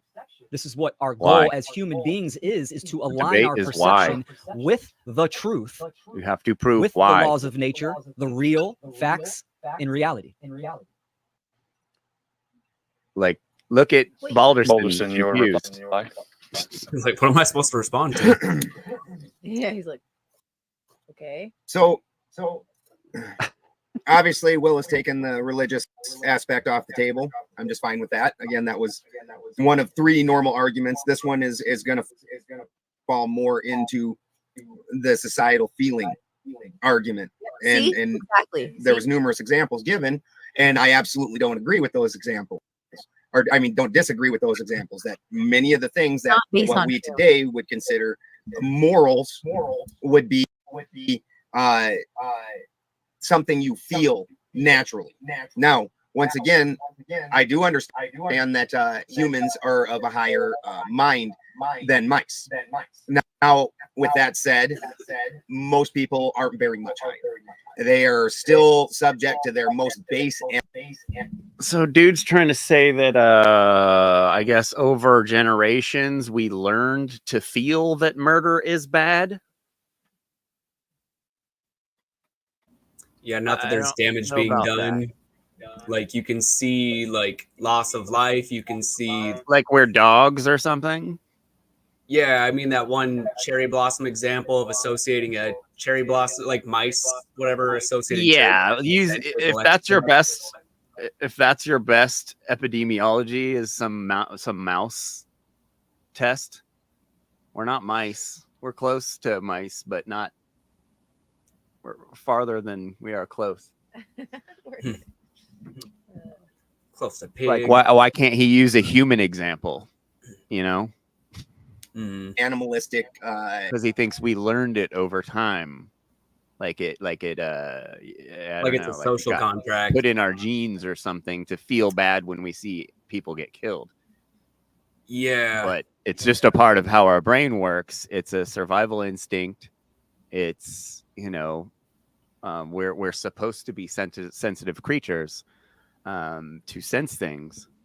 Yeah, we're bound to natural law. It's just and it's not because we feel it. It's because of, like I said before. Yeah, most people have to come into it logically. Create certain conditions. Sorry.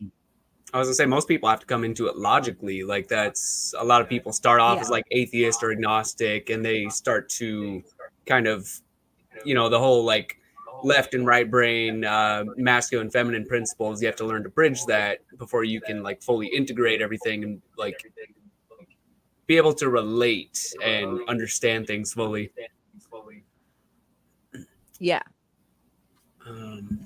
Yeah, I think like Will just wants this shit so bad, but he's biting off more than he can chew by trying to become a shaman or a guru or something. Or I don't even know, but it's just I think he has reached a level of success way beyond like what we would call success as far as being on Mark Passio's platform. And with levels of success come levels of stagnation. Perhaps, it just seemed like what we were talking about before. Needs to sort of integrate the teachings and sort of apply it and get creative. Get creative and bring his own perspective into talking about these things. Chili bowl. Yeah. Like dude, if he was rapping this stuff, natural law stuff, like that's way more interesting than just shitting out these videos, AI written videos basically of just like, whatever talking points that it's not interesting enough for anyone to want to absorb any of it. And it just sounds like gobbledygook. Well, it's not even that it's not interesting enough. It's just that it's not. We're not getting to the meat of the matter here, and it's also like being able to talk about these things in context of like, especially in a debate, right?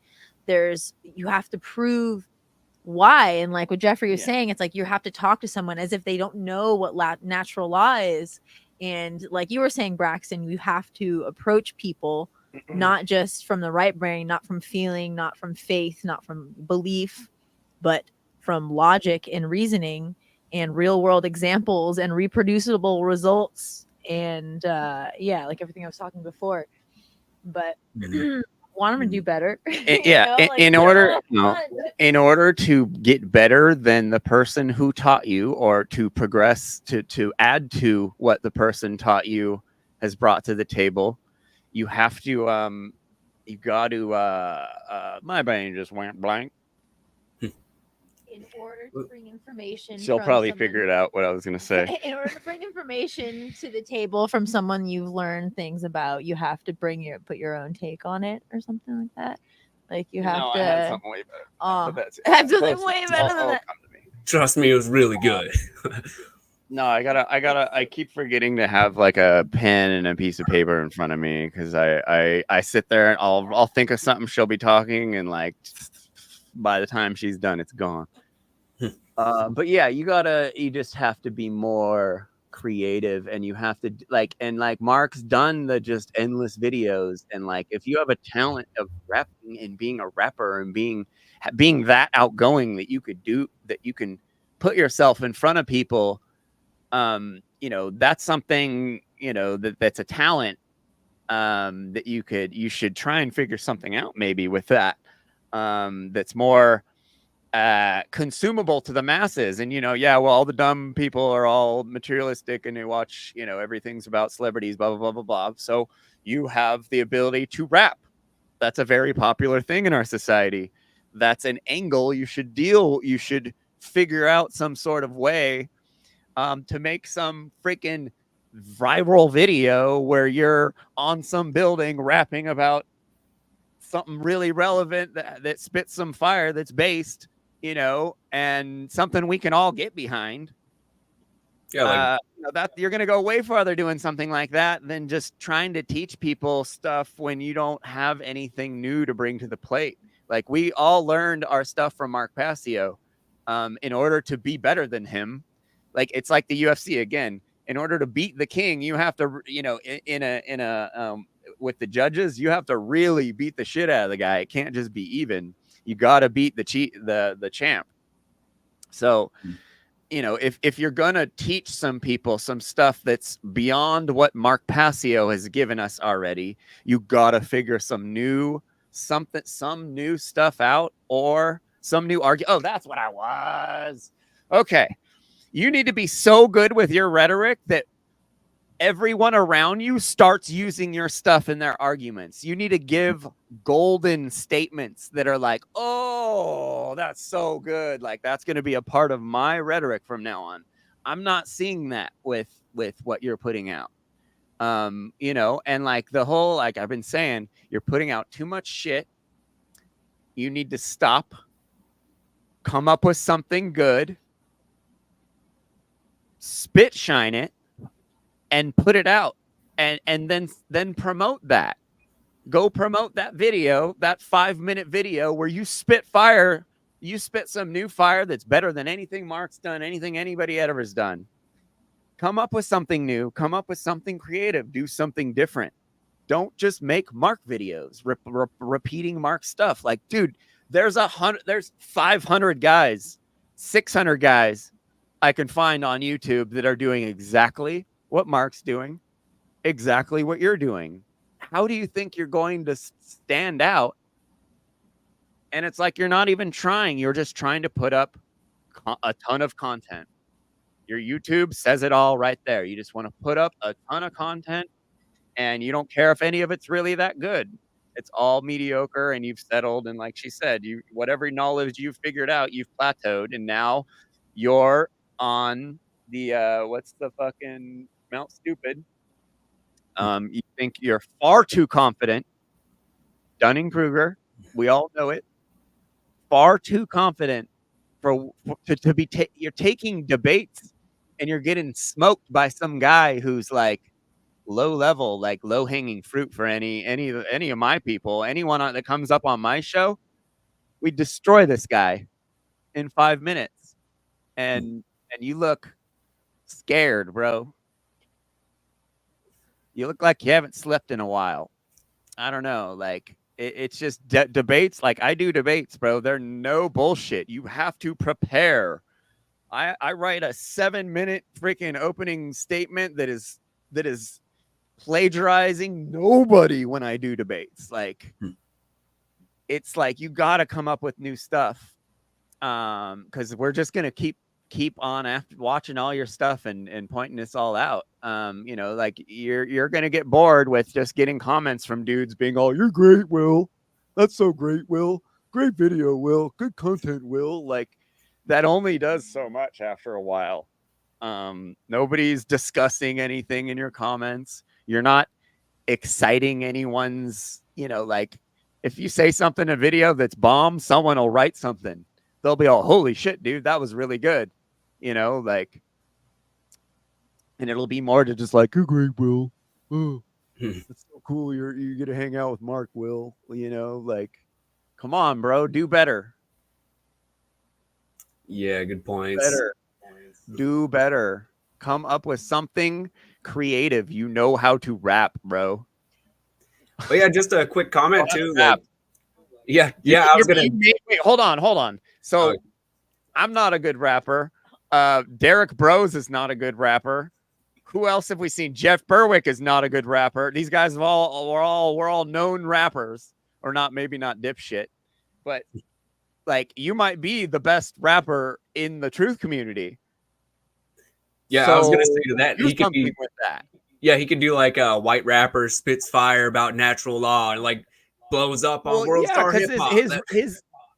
His natural raw law writing is really not rappy. Like it's that nothing is flowing, he's just hitting those key words.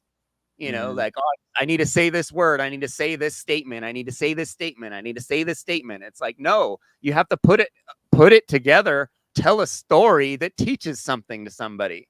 You're not telling a story. You're just saying a bunch of words. He doesn't necessarily have the gift of gab. Yeah.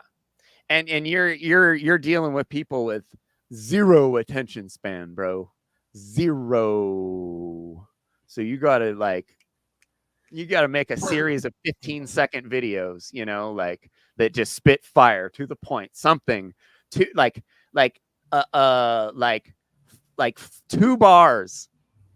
Like do a channel, do a new series and do like 2 bars on any subject. Write a new rap, just like Kill Tony. A minute rap on any subject. Any of these big words you like throwing out, explain what it means in a rap that's short. Holy shit, dude. Come on. This stuff is boring as fuck. You're getting smoked by moral relativists. And he just gave him a good idea. Desires, their most base animalistic instincts, and they do nothing in any way, shape, or form to Race Lever. Actually, Race Lever is the best rapper in the truth community for sure. Or you might be the best. You might be the best comedian in the truth community. Maybe not rapper. He does a lot of written stuff. He's funny, very consistently funny. So definitely works. Try to have an inner work or discovery. Yeah, this dude's so bored. And when something's a traumatic event, which funny enough, every moral listed, unlike most things, like you would go into a gym, you would expect to see the list of things as aspiring. These are things I should do. These are moral oughts. But that isn't where things ever go, because somebody has committed something enough to where an entire society has decided we don't like that. These people that were doing it, they apparently didn't feel the same way. So society then starts making laws and saying, we know you might want to do some murdering, but we're kind of against that as a whole. We don't really like that as a whole. And if you yourself are going to come bringing your murdering in here, then we're going to have to come up with some sort of punishment or correctional system in order to try and bring you into alignment with the not murdering, because we're just not about murdering. And so this is all, again, subjective. Even the term where he broke down this.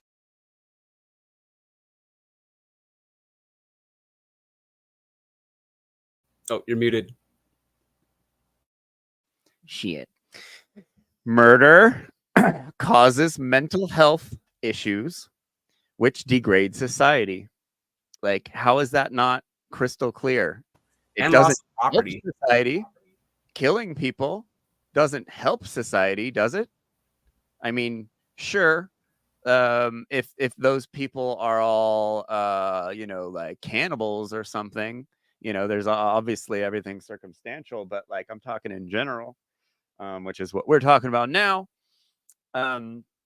You either have behavior that promotes prosperity in society, or you have behavior that promotes degradation of society. And it's totally measurable. Yeah, Like, if you're we dealing with literally all the science we have in the world proves it all. Like it's all huge, one big study, and bad stuff causes bad, good stuff causes good. And there is an obvious, like if you treat if you are violent and evil to everyone around you, it's not going to make them better. It's not going to make them happier people. It's not going to make their life better. It's not going to, and then it's not going to make society better. It's not going to make, like it's a ripples that eventually cause hell on earth. If enough evil men continue doing evil, the whole planet will disappear, or planet. I'm going to get flamed for that one. Planet. The whole place will disappear. We weren't put here to be negative. We wouldn't be existing how we exist if there wasn't a bunch of people doing things right for a long time. We've obviously lost track in the last 100 years, but it's still salvageable. And but we're not going to get there if Will Keller's the guy explaining everything to every best. Discover whether it's murder or not.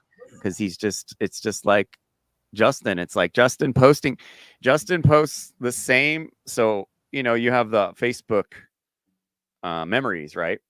Every year he'll post some post he posted 5-10 years ago again, yet he has and it's some BS about Egypt or, aliens or giants that he has it's just complete, distraction BS. So he has, year after year, he's adding nothing to his biggest statements that he loves talking about all the time. The few anomalies in hieroglyphics that he claims means aliens are real and space travel is real and all this BS. It's just like you have to do better. If you're simply saying the same shit over and over again, you're just wasting air. You're wasting bandwidth. And you could be doing something else because you have talents in other fields, like I don't get it. Like quality, not quantity, bro. Like calm down. Do something different. That's what your homeboy Mark has been begging you to do begging everyone to do. Please go off and do this better than me, because I don't think I'm doing it that great. But no, he thinks he loves his shit, but he's begging someone to do something creative, because doing lectures in hotel conference rooms isn't the way we're going to get this shit done. Not everyone has time to go watch a conference at Motel 6. Much Mark. And Mark isn't even willing to do the shit anymore. So it's up to us to figure out better ways of putting out the message of natural law. And doing infield baseball in an echo chamber, on a channel that's not going to go anywhere, because you're not putting out good content. YouTube, I've been doing YouTube marketing for years, bro. If your content sucks, you're not going to get any viewers. And it's a battle that we all have to do when we're YouTubers, but we have to do new different stuff, because new different stuff gets attention, not just endless talking heads videos. Like, it's just it's not as good. Well, and real quick too, like, cut it. Literally, what we're talking about is a human killing another human. The fact that we have numerous different words, numerous different stances, what was the situation? This all becomes very subjective. The one objective thing is that a human killed another human. All the rest of these things become what is my juxtaposition from this one objective fact? Yeah, every situation has nuance, but it doesn't matter. Natural law is always there, no matter what the circumstances are or your opinions of the circumstances. But of course, there are, yes, a person died, but again, circumstances of that person dying, maybe that was, there are moral killings. I'm trying to figure out what this dude's angle is, really. But the whole, like, oh, we're just learning to have emotions over death over generations is a really strange position to have. It's actually not strange. It's pretty understandable coming from the internet, and coming from these dudes that just like want to get famous off of having takes. And that's what motivates a lot of these dudes to get up here and make videos nonstop, is having some contrarian take that they probably don't even really believe in. But we will see. And that can include many gray areas, or it can be extraordinarily black and white. Gray areas the black and white tends to be more masculine. This is why the law is considered masculine. Did this happen or didn't it? Did you kill another human? You did? Then you need to stand trial for murder. Then at the trial for murder, we can decide according to mitigating factors, such as, was this person intending me harm? Was this person taking from me? Again, was this a heat of the moment crime? I came home and found him, my wife, and okay, I lost my mind. How is this an argument for, like, adjudicating circumstances is like not, oh, this is confusing, so therefore moral relativism. Like, what? Yeah, I actually have a video that we could, if you want, we could watch at the end just to like have it play, to write out the show, I guess. But this guy talks about the whole issue of, if we don't have objective morality, then the debate's pretty much over, because you could just be like, oh, well, what are we even debating here? It's like, what's the point of adjudicating? What's the point of taking something to trial if you could just be like, well, none of this matters? Yeah. Well, that's almost what, like, every person I challenge to a debate, they're like, oh, there's no such thing as morals. Like, okay, so why are you even here? Yeah, why are you participating? Why are you on my page yelling at me about veganism if nothing matters? Yeah. Why would you care what I think if nothing matters? Yeah, and that's why objective morality really matters. I mean, why you have to understand the objective part of it, or else you're just sitting around just throwing out ideas and seeing what sticks, what sounds best. I mean, that's his. Yeah. I think Balderson said something earlier that was like basically, point just kind of slipped past me. Dumbass. The idea that like everything's based on social contracts, and that like I've kind of argued with people that I've like pointed out, if you have that mentality, it's kind of like sociopathic, because you don't actually care about what's really going on. You just care about how it's interpreted.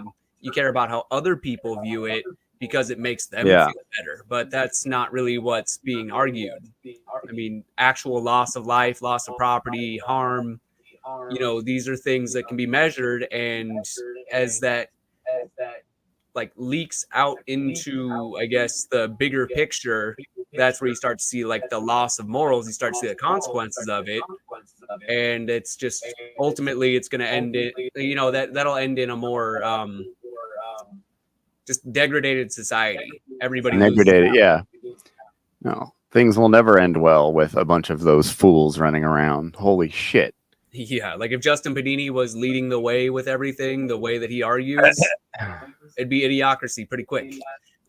I almost wish I asked him to define moral relativism when he called me that the other day, because I bet he couldn't even, because it's just one of his homies called me it the other day, so he's all, oh, I'm going to use that word. Yeah. It's just a lot of parroting. Echoing. Maybe you need to turn your speaker down a little, Braxton. Or maybe I think it's happening when I talk, because if I was echoing, then how's that, Devin? I think. Is that better? I think it's mostly when our speaker's a little too high. I just turned the AC off. So anyway, yeah. Do you know the song Heaven? What Race is flipping out about some video? What are you talking about? Yeah, I don't think I've heard that one. Sounded interesting. No, I want to see what it is, because if it's garbage, then it's going to be hilarious, because he was talking shit about all the music I was playing earlier. Yeah, I saw that earlier. It was all sick vegan music. Pretty hardcore selection earlier. Yeah, so maybe we should get Balderson up on the show. Could lead to an interesting conversation. Yeah, because obviously, you know, we got to right this wrong. I really don't think that Will's gonna like, you know, have a second wind and like have a comeback at the end here. But we'll keep watching. I can't assume that. Understand, but I kind of can. I can make an educated guess. That's for sure. It's two more hours. Let's just look at let's skip an hour and a half. Further industrialized civilizations. Now this is the fourth industrial revolution. We're getting into Lev Dal. Oh, this dude's talking now, so they're not debating anymore. Debate government and things like that. Which, because for myself, I'm an Odinist, and Heimdall separated man into the classes. I actually believe in the class system, and where you're calling things slaves, we call them thralls. And that doesn't mean that you get to abuse that person, or that their well-being isn't something that they don't have an investment in. It means that, like at any basic job site, you have the guy who's in charge, you have some supervisors, those are Carls, and then you have the basic workers who don't really give a shit. They just want to shovel some whatever, throw down some bricks, some guy eat some lunch, grab a few beers, claim it for myself. Is that consensual though? Against some. What's that? Is it consensual? Yeah, that is consensual. Ultra low level natural law guy, who by watching 5 minutes of his videos, you'd know you can beat him in a debate. That's what they want, and that is what most of these people want, or else the controllers again. On the shoulder for one, this. What's that? If we stand on the shoulder of giants, I don't think Will Keller is a very good example of that, because his rhetoric is like it's just copy and paste, like everything.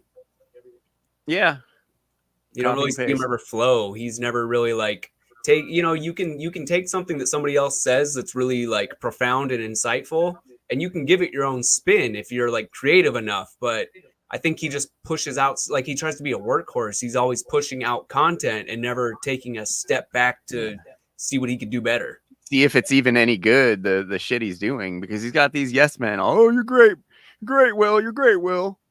You know, and he's Mark's buddy, so you know, like you aren't gonna really care what we have to say. But I think he should listen, because I think we're giving him good advice. He's not gonna get it from any of the blowhards around him polishing his fucking knob because he knows Mark. Yeah. Like, it's not like these dudes that get near like these guys, they never end up doing anything. They always end up just being clowns. Like, do something better, bro. Or at least 2% or less would never be able to control. They want to be controlled because 95% of people don't think. Yeah, I understand that point for sure. But Okay, so when you have the majority of people that want around. slavery, right, that's violating the people that don't want slavery. And that is a big problem. Oh, it looks like he's because we're not getting talking upset. about preference or in a community Oh, where some shit. people are just workers. You're talking about the Will's body continuing language evolving is violation totally of different. other free will beings. I also don't Not like as this comfortable as he was before. It's whether it's objective or subjective that we disagree about. Go ahead with hit us with some audience questions.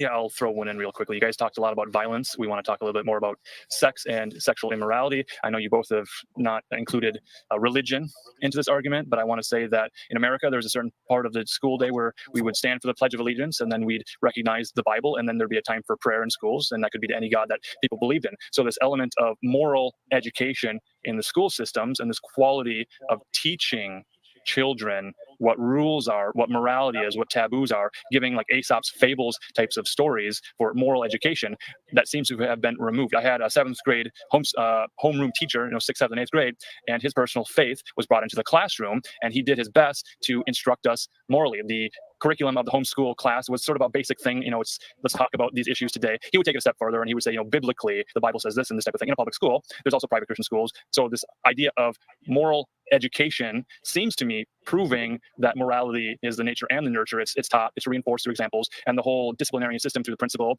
through detentions, through hall pass monitors, all of this being trained into people. That might also include the idea of neutering the students so that they don't respond in violence. If that's the masculine impulse to get up, take your shirt off, and run around the classroom, and then the female impulse is to say, no, we're going to drug you. So the use of sex, drugs, and rock and roll. Let's have at it. Well, what's up with that? Yeah, there's a reason why morality has been stripped out of schools, but morality for the longest point, without the religious context, is almost, you're in the realm of occultism when you're looking at it as scientific and metaphysical and philosophical, right? But morality and ethics is a branch of philosophy. But when we look in public education, of course, it's always been in the guise of a religion, and that religion is also the arbiter of truth. So it's using a type of mind control for sure. But aligning something, murder in government law, and then in reality, it's it's not contradictory. It goes together. It cancels each other out. Like, you don't need a government to say, oh, don't murder. You can discern this yourself in reality. So if that was the case, then why do people still murder? And more to the point, the government even says don't murder. The Bible says don't murder. All these things actually say don't murder, but people be murdering as hell. Lots of murdering. Because they have free will choice, right? Why do people still make cat videos? It's like, that shit's so, the mid-2010s. Cats are fucking wonderful, Will. I love cats. I just we'll get into this, man. So on Weaving Spiders, we did talk about how babies are made. We talked about penis, and we talked about vagina, and talked about sex education. We've been talking a lot about violence and taking of life. Is there a place for the government to give life, meaning forcing married couples to have children, or in some way incentivizing them to have children? What's up, Devin? What's up, guys and gals? Watching some more nonsense. Yeah, not really the most impressive debate. Jeff, I think you're muted. Non-stop nonsense. Yeah. Who are these cats? So Will decided to debate some moral relativists in a structured debate publicly, and kind of I don't know, is just not meeting the mark. Not going too hot. He's kind of just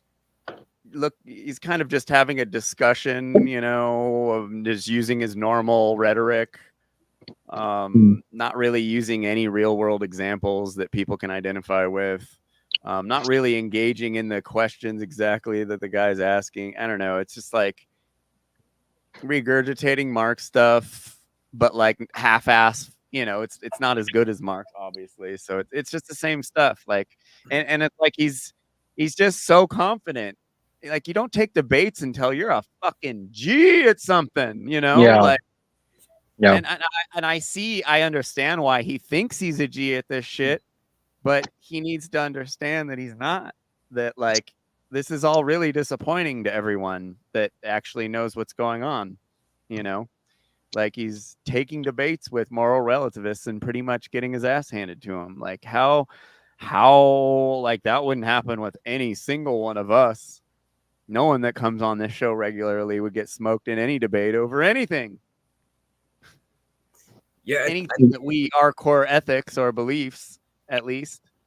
Yeah, I mean, he has. It seems like if take it back to like the trivium that they're always preaching about. It's like Will seems like one of the people who has the grammar and the logic, maybe, but not the rhetoric, and he kind of like crosses the lines or crosses the wires sometimes with all of that because like I said, the whole shoulder standing on the shoulder of giants thing. If you truly understood and integrated your message, then you'd have like impeccable points that you'd be making that people would be like, oh yeah, like rhetoric is something that you speak and people feel it. They know that it's truth. It's identifiable, and you can take it back and find out just how true it was.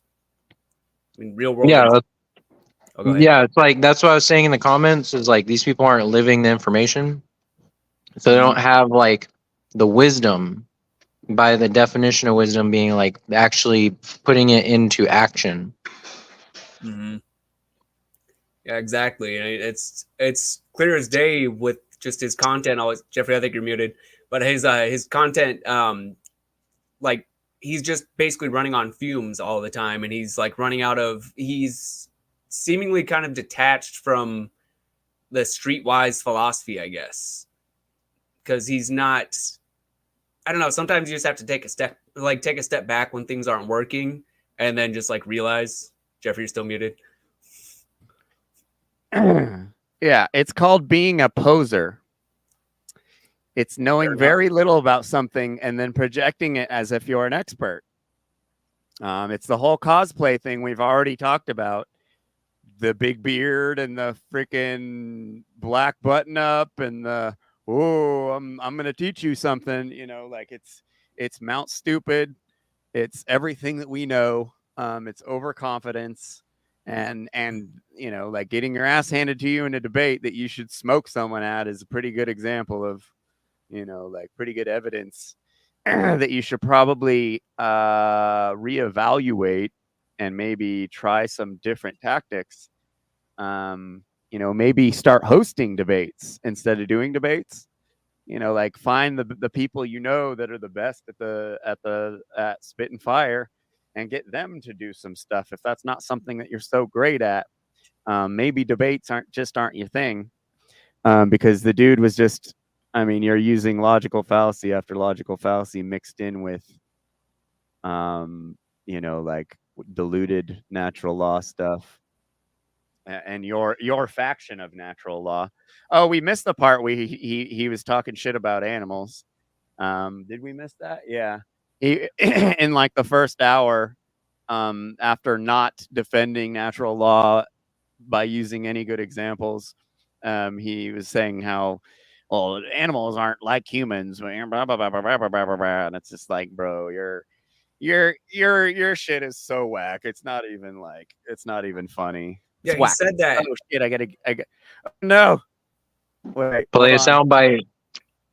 Where is it? There it is. Pretty whack, bro. Pretty whack. Mr. Peanut Butter. Pretty whack, bro. It's pretty whack, bro. It's pretty whack, bro. It's pretty whack, bro. It's pretty whack, bro. It's pretty whack, bro. It's pretty whack, bro. It's pretty whack. Demented mental ape. We're not in your fucking meat industry propaganda cult. You're in a fucking cult. I'm not in your cult. You're gonna find out that you fucked with the wrong one, boy. You fucking losers. Fucking trash apes. Here's a song for you. Mark watching back content. Find the fuck out, boy. I was gonna say though, that's like literally that was like what he was doing was he used, he was talking about that point about how animals aren't they're not like humans, but then in the next breath he said like murder is murder, rape is rape, and it's like, yeah, exactly. There's variables there where like just because you believe that animals don't have certain characteristics or traits that make them equal to humans because you think we're smarter, and just because of that doesn't mean that there's not still a loss of property or like quality of life that like takes away from their experience. Like that's the subjective part, but you're robbing that from them. Yeah, because animals only have their property and it's them. Yep, absolutely. But yeah, these dudes, it's what, dude, what they've deleted all of us. They've blocked all of us. Like I'm still why hanging would you around be in there. scared? He's literally scared. So that shows all that we need to see, really. But then he's If going he to was a man, debate he these would have came up on knuckleheads the show the online. first chance he got and challenged us to a debate, probably, or something. But dude doesn't know shit. So he won't debate any he's of acting us, like but he's he's some going to guru. debate like one of those weirdos online. Yeah, I made a very civil comment. Like, I didn't make a single joke through the whole thing. Like, I wasn't watching the whole thing, but I went through and just was like, at the end, I was like, is this, debate format? Is this going to be something that you continue? And if you do, like, could people get a hold of you to set up a debate? And he just completely glossed over my comment. I was watching his eyes. I saw him, like, see my comment and be like, what's this one up here? No. Like, he's just skipping through. When he was live streaming the debate, I was in there all, yeah. I was in there like throwing down his lyrics and shit, and he was just deleting every one of them. Just delete. Oh delete. God. Yeah. Gotta give him a hard You time. hit- He's leaving, you hit the leaving me button there, there, so he huh? gets my clicks on his he gets my views on his videos, but he's not letting me interact. Yeah. He's a clown. But anyway, I didn't know, talking about Satanists and talking about immoral scum of the earth. Let's watch this video. This guy is Jimmy Donaldson, also known as Mr. Beast, and he is the most subscribed individual on YouTube with over 300 million subscribers. He is known for posting extravagant, high-end productions where he claims to give away massive sums of money to friends, family, charity, and strangers, which has led to him being dubbed YouTube's biggest philanthropist, which all sounds great.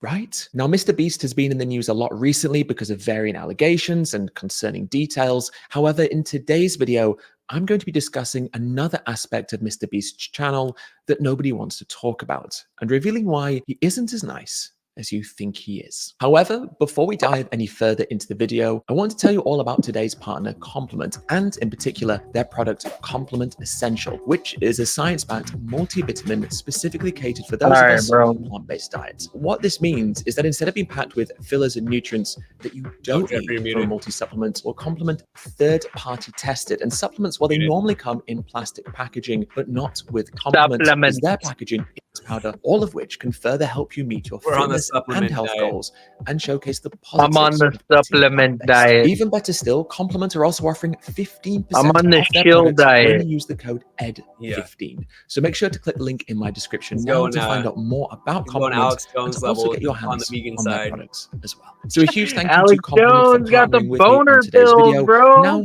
let's talk about Mr. Beast. Given that his reach is so large and that the That's his majority of his work, viewers apparently. are children and impressionable young people, well, you'd hope that Mr. Beast would consider the ethics of the products that he promotes. But instead of promoting companies that care about our health, animals, and sustainability, well, Mr. Beast, he does the opposite. The sponsor of this video is dairy. Now, one of Mr. Beast's most nefarious sponsors is the Dairy Checkoff Program, which is a government-backed Hey, scheme that is he there to says promote that he's dairy going products trans. and to drive up demand for dairy, often using exploitative marketing tactics. Wait, what was that?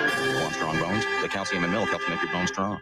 Exhibit A, of course, is what's in front of us. They paid Mr. Beast to frame a promotional video for the US dairy industry as a competition on Minecraft. I have 100 Minecraft players here and 100 plots of land. And whoever creates the best farm wins $50,000. So essentially, he incentivized his audience to unwittingly participate in an advertisement for milk with the promise of winning money. And sadly, the manipulation doesn't stop there. During the video, he spoke about the supposed health and environmental benefits of dairy, as well as framing it as an ethical choice. Now, while everyone is voting, I want to tell you about the sponsor of this video, America's Dairy Farmers.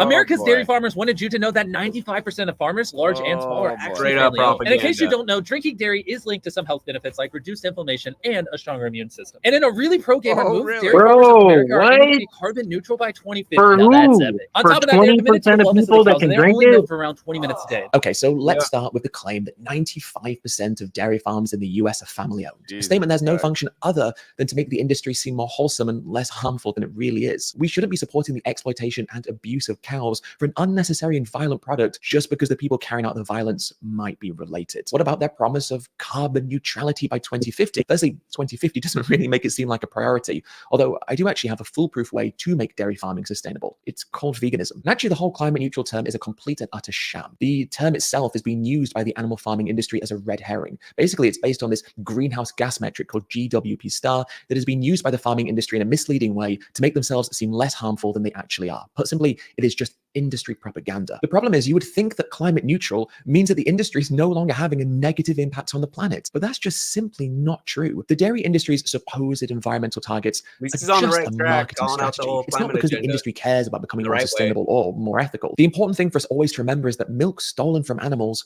will always be the least sustainable and indeed the least ethical. And perhaps the most egregious suggestion of all is that Mr. Beast implies that dairy farmers care about their animals because they only milk them for 20 minutes per day. Now, firstly, by insinuating that limiting the amount of time spent being milked is a good thing, the dairy industry is inadvertently admitting that the exploitation of cows for their milk is not actually in the best interests of the cows themselves. But aside from being a major own goal, this assertion completely and, dare I say, deliberately overlooks the point. You see, the problem is not simply how long cows are milked for. It's about the whole system of dairy farming. Cows are forcibly impregnated by farmers. They have their babies stolen from them at birth. And when their milk production declines, they are killed long before their natural lifespan. Dairy cows ultimately are bred into existence to live a life of misery and suffering, and also that we can needlessly exploit them to steal their breast milk. By channeling industry rhetoric through the mouths of popular gamers and YouTubers, the checkoff aims to convince young people to consume dairy by having their favorite content creators sell it to them, people they find relatable and funny. And also, while this video is framed as Mr. Beast giving away $50,000, whose money actually is it?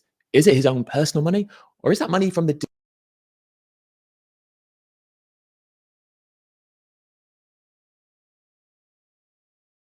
Muted. Your mic's out. So just like all these other influencers, all these carnivore influencers that have popped up, they've been paid by meat and dairy because meat and dairy is suffering. The dairy milk industry is very much suffering because it's fucking gross. And almond milk and all these other alternatives are just better. Most people Like, can't even digest dairy products. no, so many They're carnists pushing. are eating What is it, like plant 75% of the population is lactose intolerant, and they push this shit on everybody like they're supposed to be drinking it and eating it. Yeah, there's so many carnists that are switching to plant milks. It's insane, and that's why they're paying Mr. Beast to lie to children to get them to continue eating dairy milk when it's completely and utterly unnecessary. That, oh my God, that's the first industry. That's the first and easiest industry that could disappear. Like, there is no need for dairy milk anymore, like whatsoever. You know, like, I'm not even gonna say it, like it's absolutely ridiculous. But I mean, we know where this video is going. What's this debate video, Bracky? Oh, that one. It's this guy I just found recently. I think Race is gonna lose his fucking mind unless I play this one video. So yeah, hold we on. should probably play that one. We have to watch some metalcore or something like that. Some metal guy Race Lever over here. Make sure it's the official video. He made I sure listened to these guys when they were smaller. I feel like we've watched this. I feel like Race Lever has made me watch this video on this show before. Bro, are you smoking too much weed? Are you Cali sober? Cali straight edge?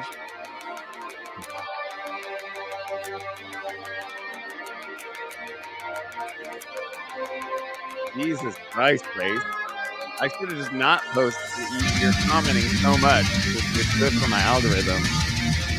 I shouldn't have played the video.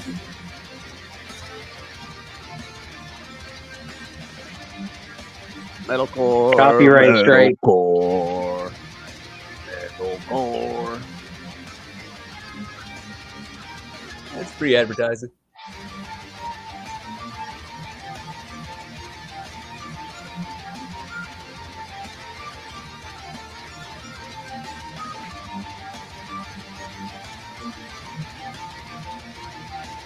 Longest intro ever. This is like Mark Passio's intros. Cleaning house. Whoa. House cleaning.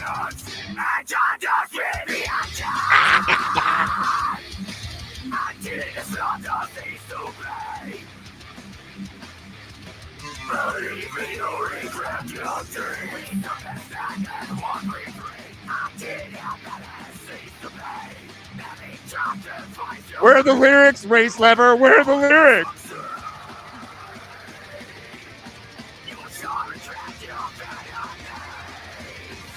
Don't shoot Bambi.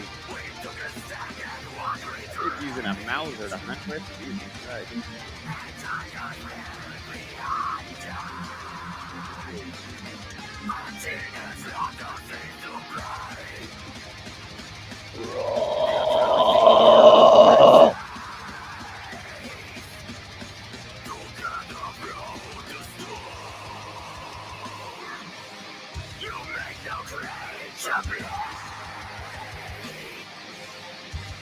There's a vegan protester stopping. That looks like Khabib, like. Wait, what? Oh shit. Well, according to Jerome, this is all moral activity. Yeah. Look at how quick this guy's figuring things out. We got these clowns. Naked vegan lady came out and changed everything.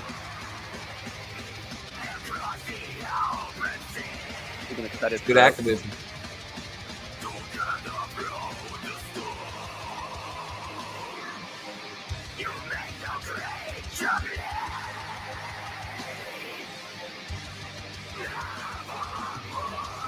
We're not in your fucking meat industry propaganda cult. You're gonna find out that you fucked with the wrong one, boy!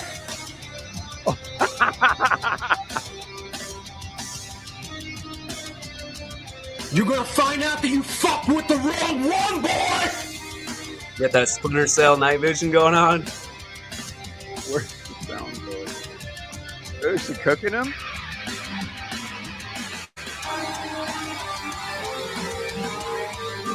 What the hell? Where'd the sound go?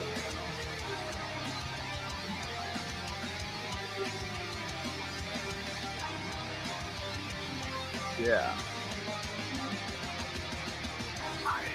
Yeah, no, the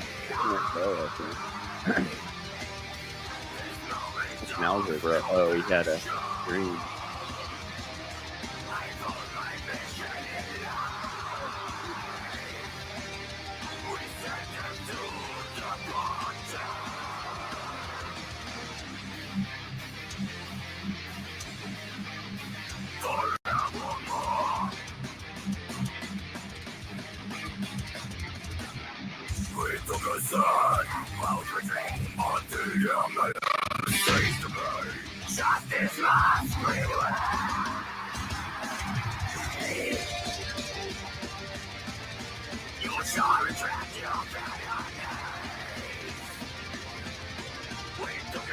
Devin's doing real life Call of Duty right now.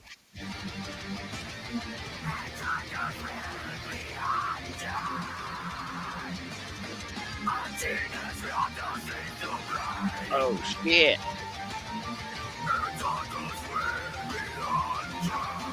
She had some crazy tan lines for being a wolf, a deer. For being a forest nymph. Oh shit. Karma. Karma. Karma got him. That's natural law in action. He's all, bitch, you're alive still? He fell in snow. See, He's gonna be fine. that's what people don't understand. Spit on That's him? how She should spit on cruel. him. She spit on him. That's how cruel natural law is. We're allowed to defend animals with deadly force. Yes. People don't want to face that fact. Thanks, Race Lever. I mean, if we're being consistent, like we're applying morality across the board, then it makes sense in a just society. Yeah, it's unfortunate that we're constrained by the pleasantries of modern day society, or else we'd be able to do that, and it would be pretty normal stuff. Yeah, I mean, even now people do that with dogs. If Oh, there's yeah. if there's somebody abusing a dog, people will go out of their way, especially in like, down south kind of areas, rural areas. They'll take care of the problem real quick. Yep. Same as with like domestic abuse, those kinds I of things. mean, they may default to, oh, you're not allowed to hurt my property, and refer to the animal as a piece of property. Yeah, true. But I mean, what would be the difference? I mean, getting into minutia, I guess. I mean, that dog's life is its property. You're allowed to defend other people's life, and if they're in danger. Yeah. It's like that point that like it's a really subtle point that doesn't get brought up very often, but go ahead. Yeah, no, it's just kind of a semantical argument, but the resulting the result is the same. Yeah, because if our property, if our first and foremost property is like ourself, our like physical vessel, then if you damage that, or if you kill the physical body, that's our physical property, like the first thing that we come out of the womb with. And it's the same with animals, but just because of whatever argument people want to make about that's why people do the whole name the trait thing. But because of certain characteristics that animals don't deserve to have the same rights, it's like, but everybody will, libertarians and people in the whole freedom movement, they'll talk about like how important it is to have property rights. It just doesn't add up. Yeah, and it's foundational to not only their philosophy, but natural law. Yeah, exactly. It's like that's the bedrock of this entire philosophy. Yeah, and the whole thing of animism. All these libertarians that want to own property don't understand that to own a property, you need a state to defend your property rights for you. Where really, the Earth owns us, and we can temporarily use it, and we should only be taking as much as we could defend, as we're willing to defend. Like, if you don't need 1 million acres, you shouldn't take 1 million acres, because that's taking from other people. It's immoral to take. It's what the state has done to us. They've taken our natural right to live freely, and they're charging us for it. Oh, you're saying like if one single person can't actually make use of a piece of property, say it's like you said, 1 million acres, they're not actually able to. No, it just yeah, basically. But you should only, land should be free, and you should be willing to defend it with your life. And if you aren't willing to defend it with your life, then you don't need that land anyway. It self-regulates itself. And I guess on the other side of that is not only just defend it like with deadly force, but defend it with your honor and your code and your ability to cooperate with others. Yeah, and no one will ever take it from you if you defend it that way, because in a free, if it was anarchy land, that person, it's way easier just to go grab a piece of land a couple miles away than fight someone to the death for some land in this specific space, place. I know, especially staying in one place and owning a brick and mortar building in one place. It's all statism comes from all of that. Like this idea that I need to defend my expensive chunk of building, therefore I need police and firemen and a state to defend it, because I'm too much of a pussy to defend it myself. Or even cooperate with others to defend it. Yeah, or be able to. That we have like a common interest. Yeah. Like people wouldn't have that's the same thing with the roads. Like people don't have a common interest in having a flat place to transport their fat ass in a car. So is this video hella cringe, Braxy? No, this guy's actually he's pretty cool. He is on the like either leaning or is raw vegan, but he like he's explaining how vegans get their Oh asses my handed to god, them. he's a dude. natural law guy. What's up? Speaking of raw vegans, I just noticed when I clicked on like John Bob's profile, he's mutual friends with all the other raw vegan people that I know, like even Teresa's friends. Oh wow. Yeah, it's like they're all interconnected. Well, it's a niche community. I mean, I guess they really got to stick together. I mean, Yeah. veganism is kind of a niche community, so Right. it's like 1% of 1% of 1% there. Yeah. John Bob, you out there? Where is John Bob? I'm surprised he's not here.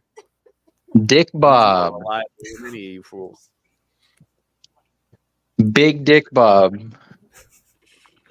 John Balls. John John Balls. Always That's talking the- about it's the that's sexual nature of veganism, dude. That's gonna be the next. That's gonna be the next thumbnail. Is John Balls. John Balls. Balls. Just his head with a set of nuts hanging down off his chin or something. Yeah, I don't know how easy it'd be to do the thumbnail. Yeah, that would get taken down pretty quick.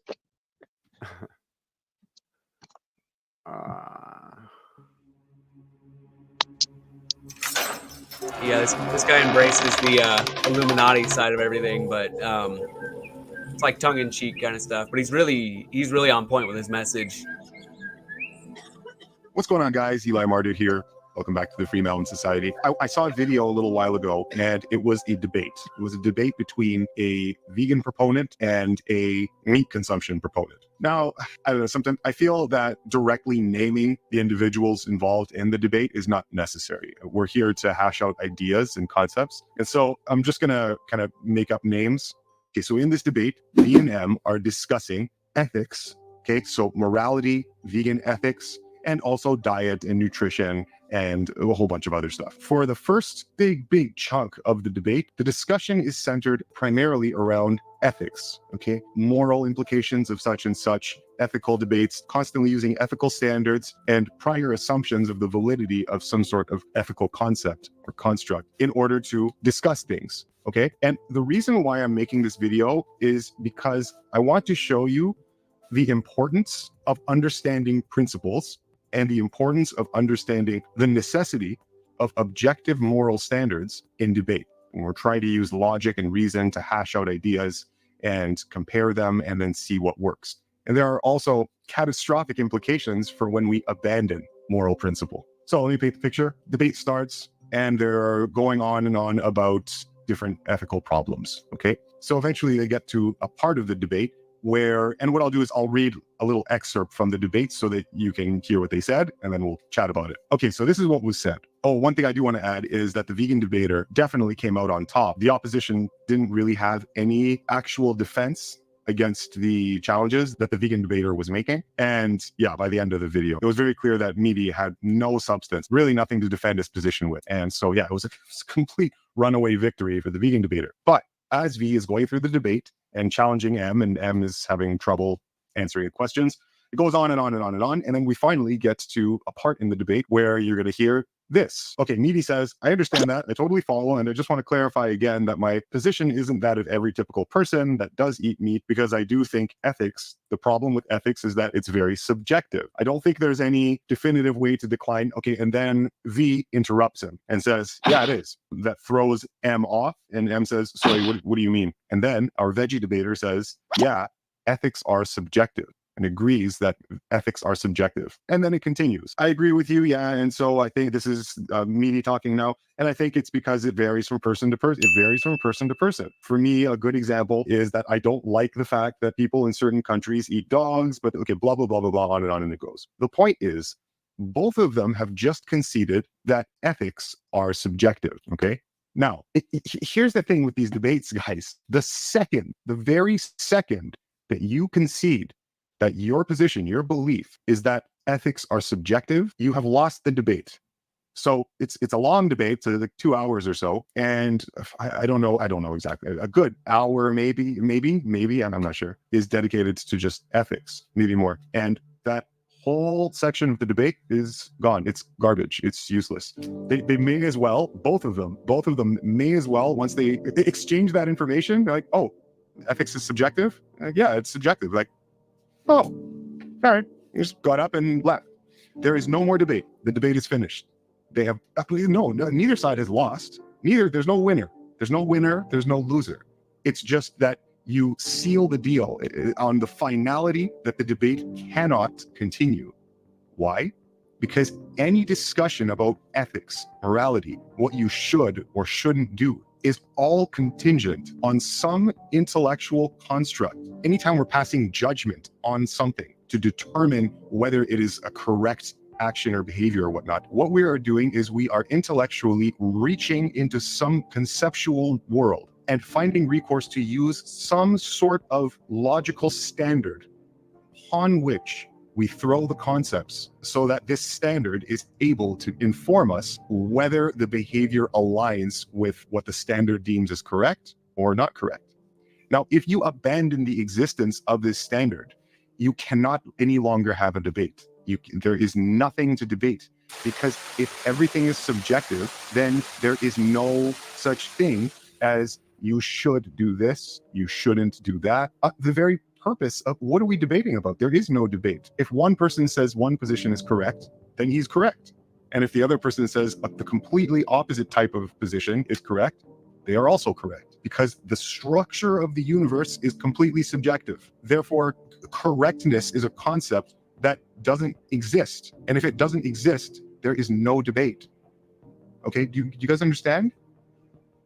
Let's see the implications of this by just using a couple other examples of things that were said in the first chunk of this debate, where we haven't gotten to that part where that quote was mentioned, but they are making a previous assumption of the existence of some ethical standard, with this prior to mentioning that they say they don't believe in moral standards, ethical standards that transcend our subjectivity. So what you'll see is that they are behaving and conversing and debating as if that standard exists. But then you get to a point where they say that they admit that they don't believe in ethics as an objective thing, which is a problem, because you just spent an hour of debate time assuming that that standard existed and utilizing that standard in order to have what we call a debate on ethics. So you just spent all this time using that thing and then later on deny its existence, okay? Which means that the entire thing is useless, it's done. Let's see the implications of believing that ethics is subjective by going through some quotes that were mentioned in the debate. I'll just fire them off really, really quickly. Okay, here we go. At one point they say, the position of veganism as I defined, it doesn't even matter. It makes no difference who's speaking, one side or the other. It makes no difference. The position in veganism as I defined it is a philosophical belief and ethical practice. Let's stop right there. Ethical practice, what does that mean? If in reality there is no subjective ethics, then an ethical practice, it doesn't make sense, because there is no ethics. Anybody can make up anything, any behavior whatsoever, and it is correct, quote unquote correct, because there's no standard. You see what I'm saying? Like, there are problems. When you don't understand principles and laws, you run into severe problems. Okay, so let's continue. So veganism, philosophical belief and ethical practice and lifestyle practice in which we grant human rights to animals. Let's stop right there. Human rights to animals. What is a right?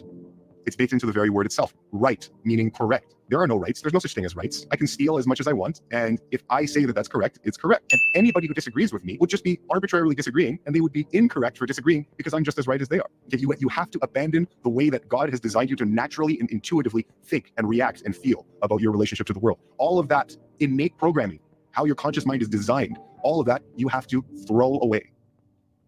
Okay, then he goes on, if we were to grant some rights to chickens and blah, blah, blah. Anyway, the definition makes no sense if ethics are subjective. No sense at all. Here's a quote from the meaty side. Even if they commit a crime. What's crime? How do you define crime? You can't define crime. You cannot define crime because crime doesn't exist in a world where there are subjective ethics. There is only the correctness, excuse my limitation of the English language here. There's only the correctness of one person's behavior and the correctness of another person's behavior. There is no standard. Therefore, rightness, wrongness, correctness is a meaningless concept. It is very difficult for you to imagine a situation where you don't use this standard. It's very difficult. And nobody actually behaves as if it doesn't exist, even if they say they don't believe in that standard. Here's another quote: death penalty. Stop right there. Penalty. What is this concept of penalty? Penalize for what? Did you do anything wrong?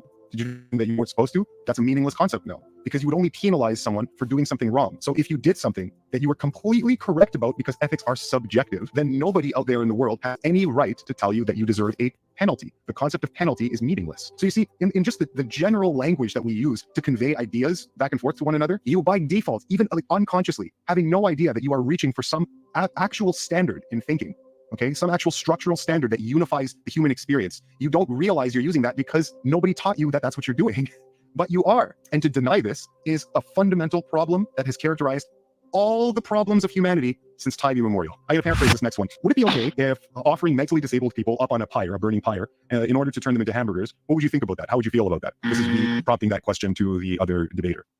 The answer to that question is, how would you feel about that? The answer is, who cares?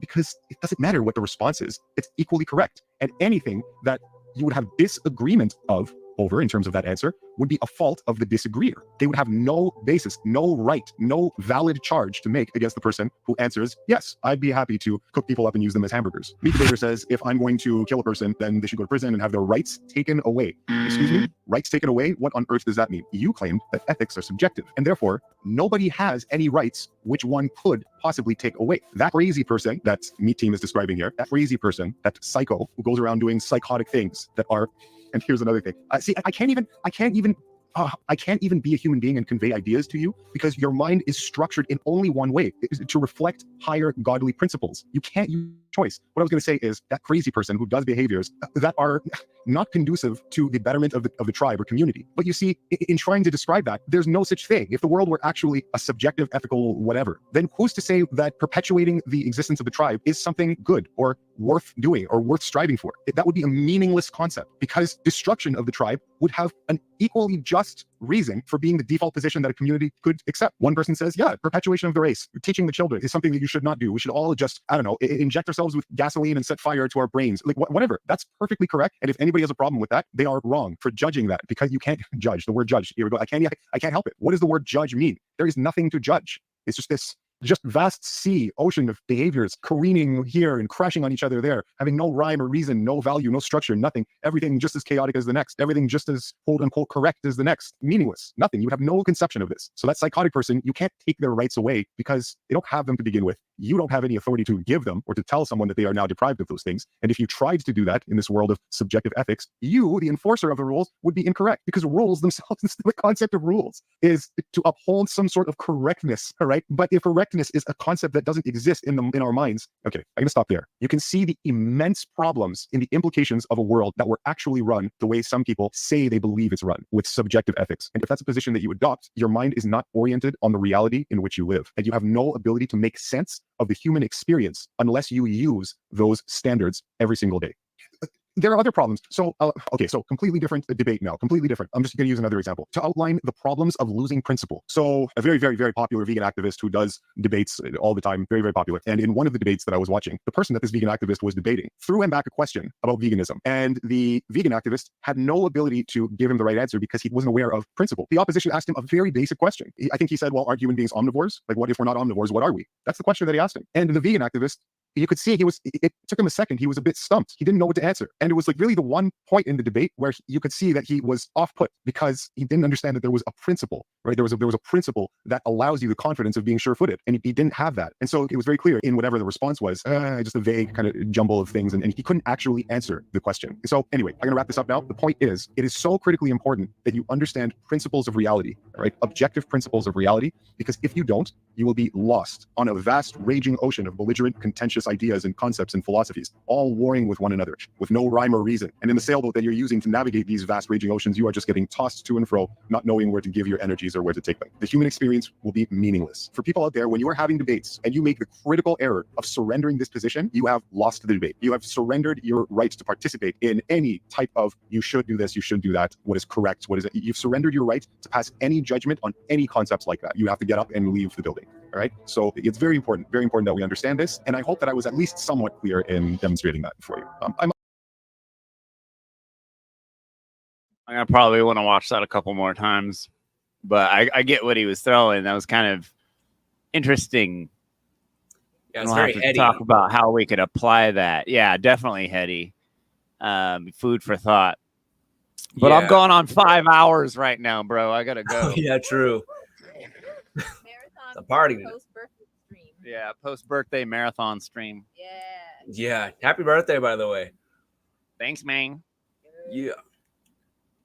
Did you guys get, I'm get to do now anything? late 40s. Yeah, you just crossed that line. Fucking crazy. I'm All close right, to man. 30. Well, yeah. I'll catch you later. Next week is what? Nathan Reddit? Nathan Reddit's gonna be on. Is Chris coming on? And not this next week, but the week after that, Chris Hines is gonna come on. And I'm having Chris Hines do a playlist of vegan music to play for the hour before the show. So it'll be like kind of what I did today, but just like Chris Hines going nuts with all he knows way more. Like I was having a hard time remembering more bands that were vegan, and there really weren't that many back in the day, but there were a solid bunch. But I wish I could have put up all the lyrics, though. The lyrics are so fucking good. You should really look up the lyrics to every song I posted today. They're all about everything that we're all about right now. It's absolutely crazy how based I was when I was a kid. So based and red-pilled. Yeah. Yeah. All right, dude. Peace. All right, peace. Bye. Good night. Peace. Peace.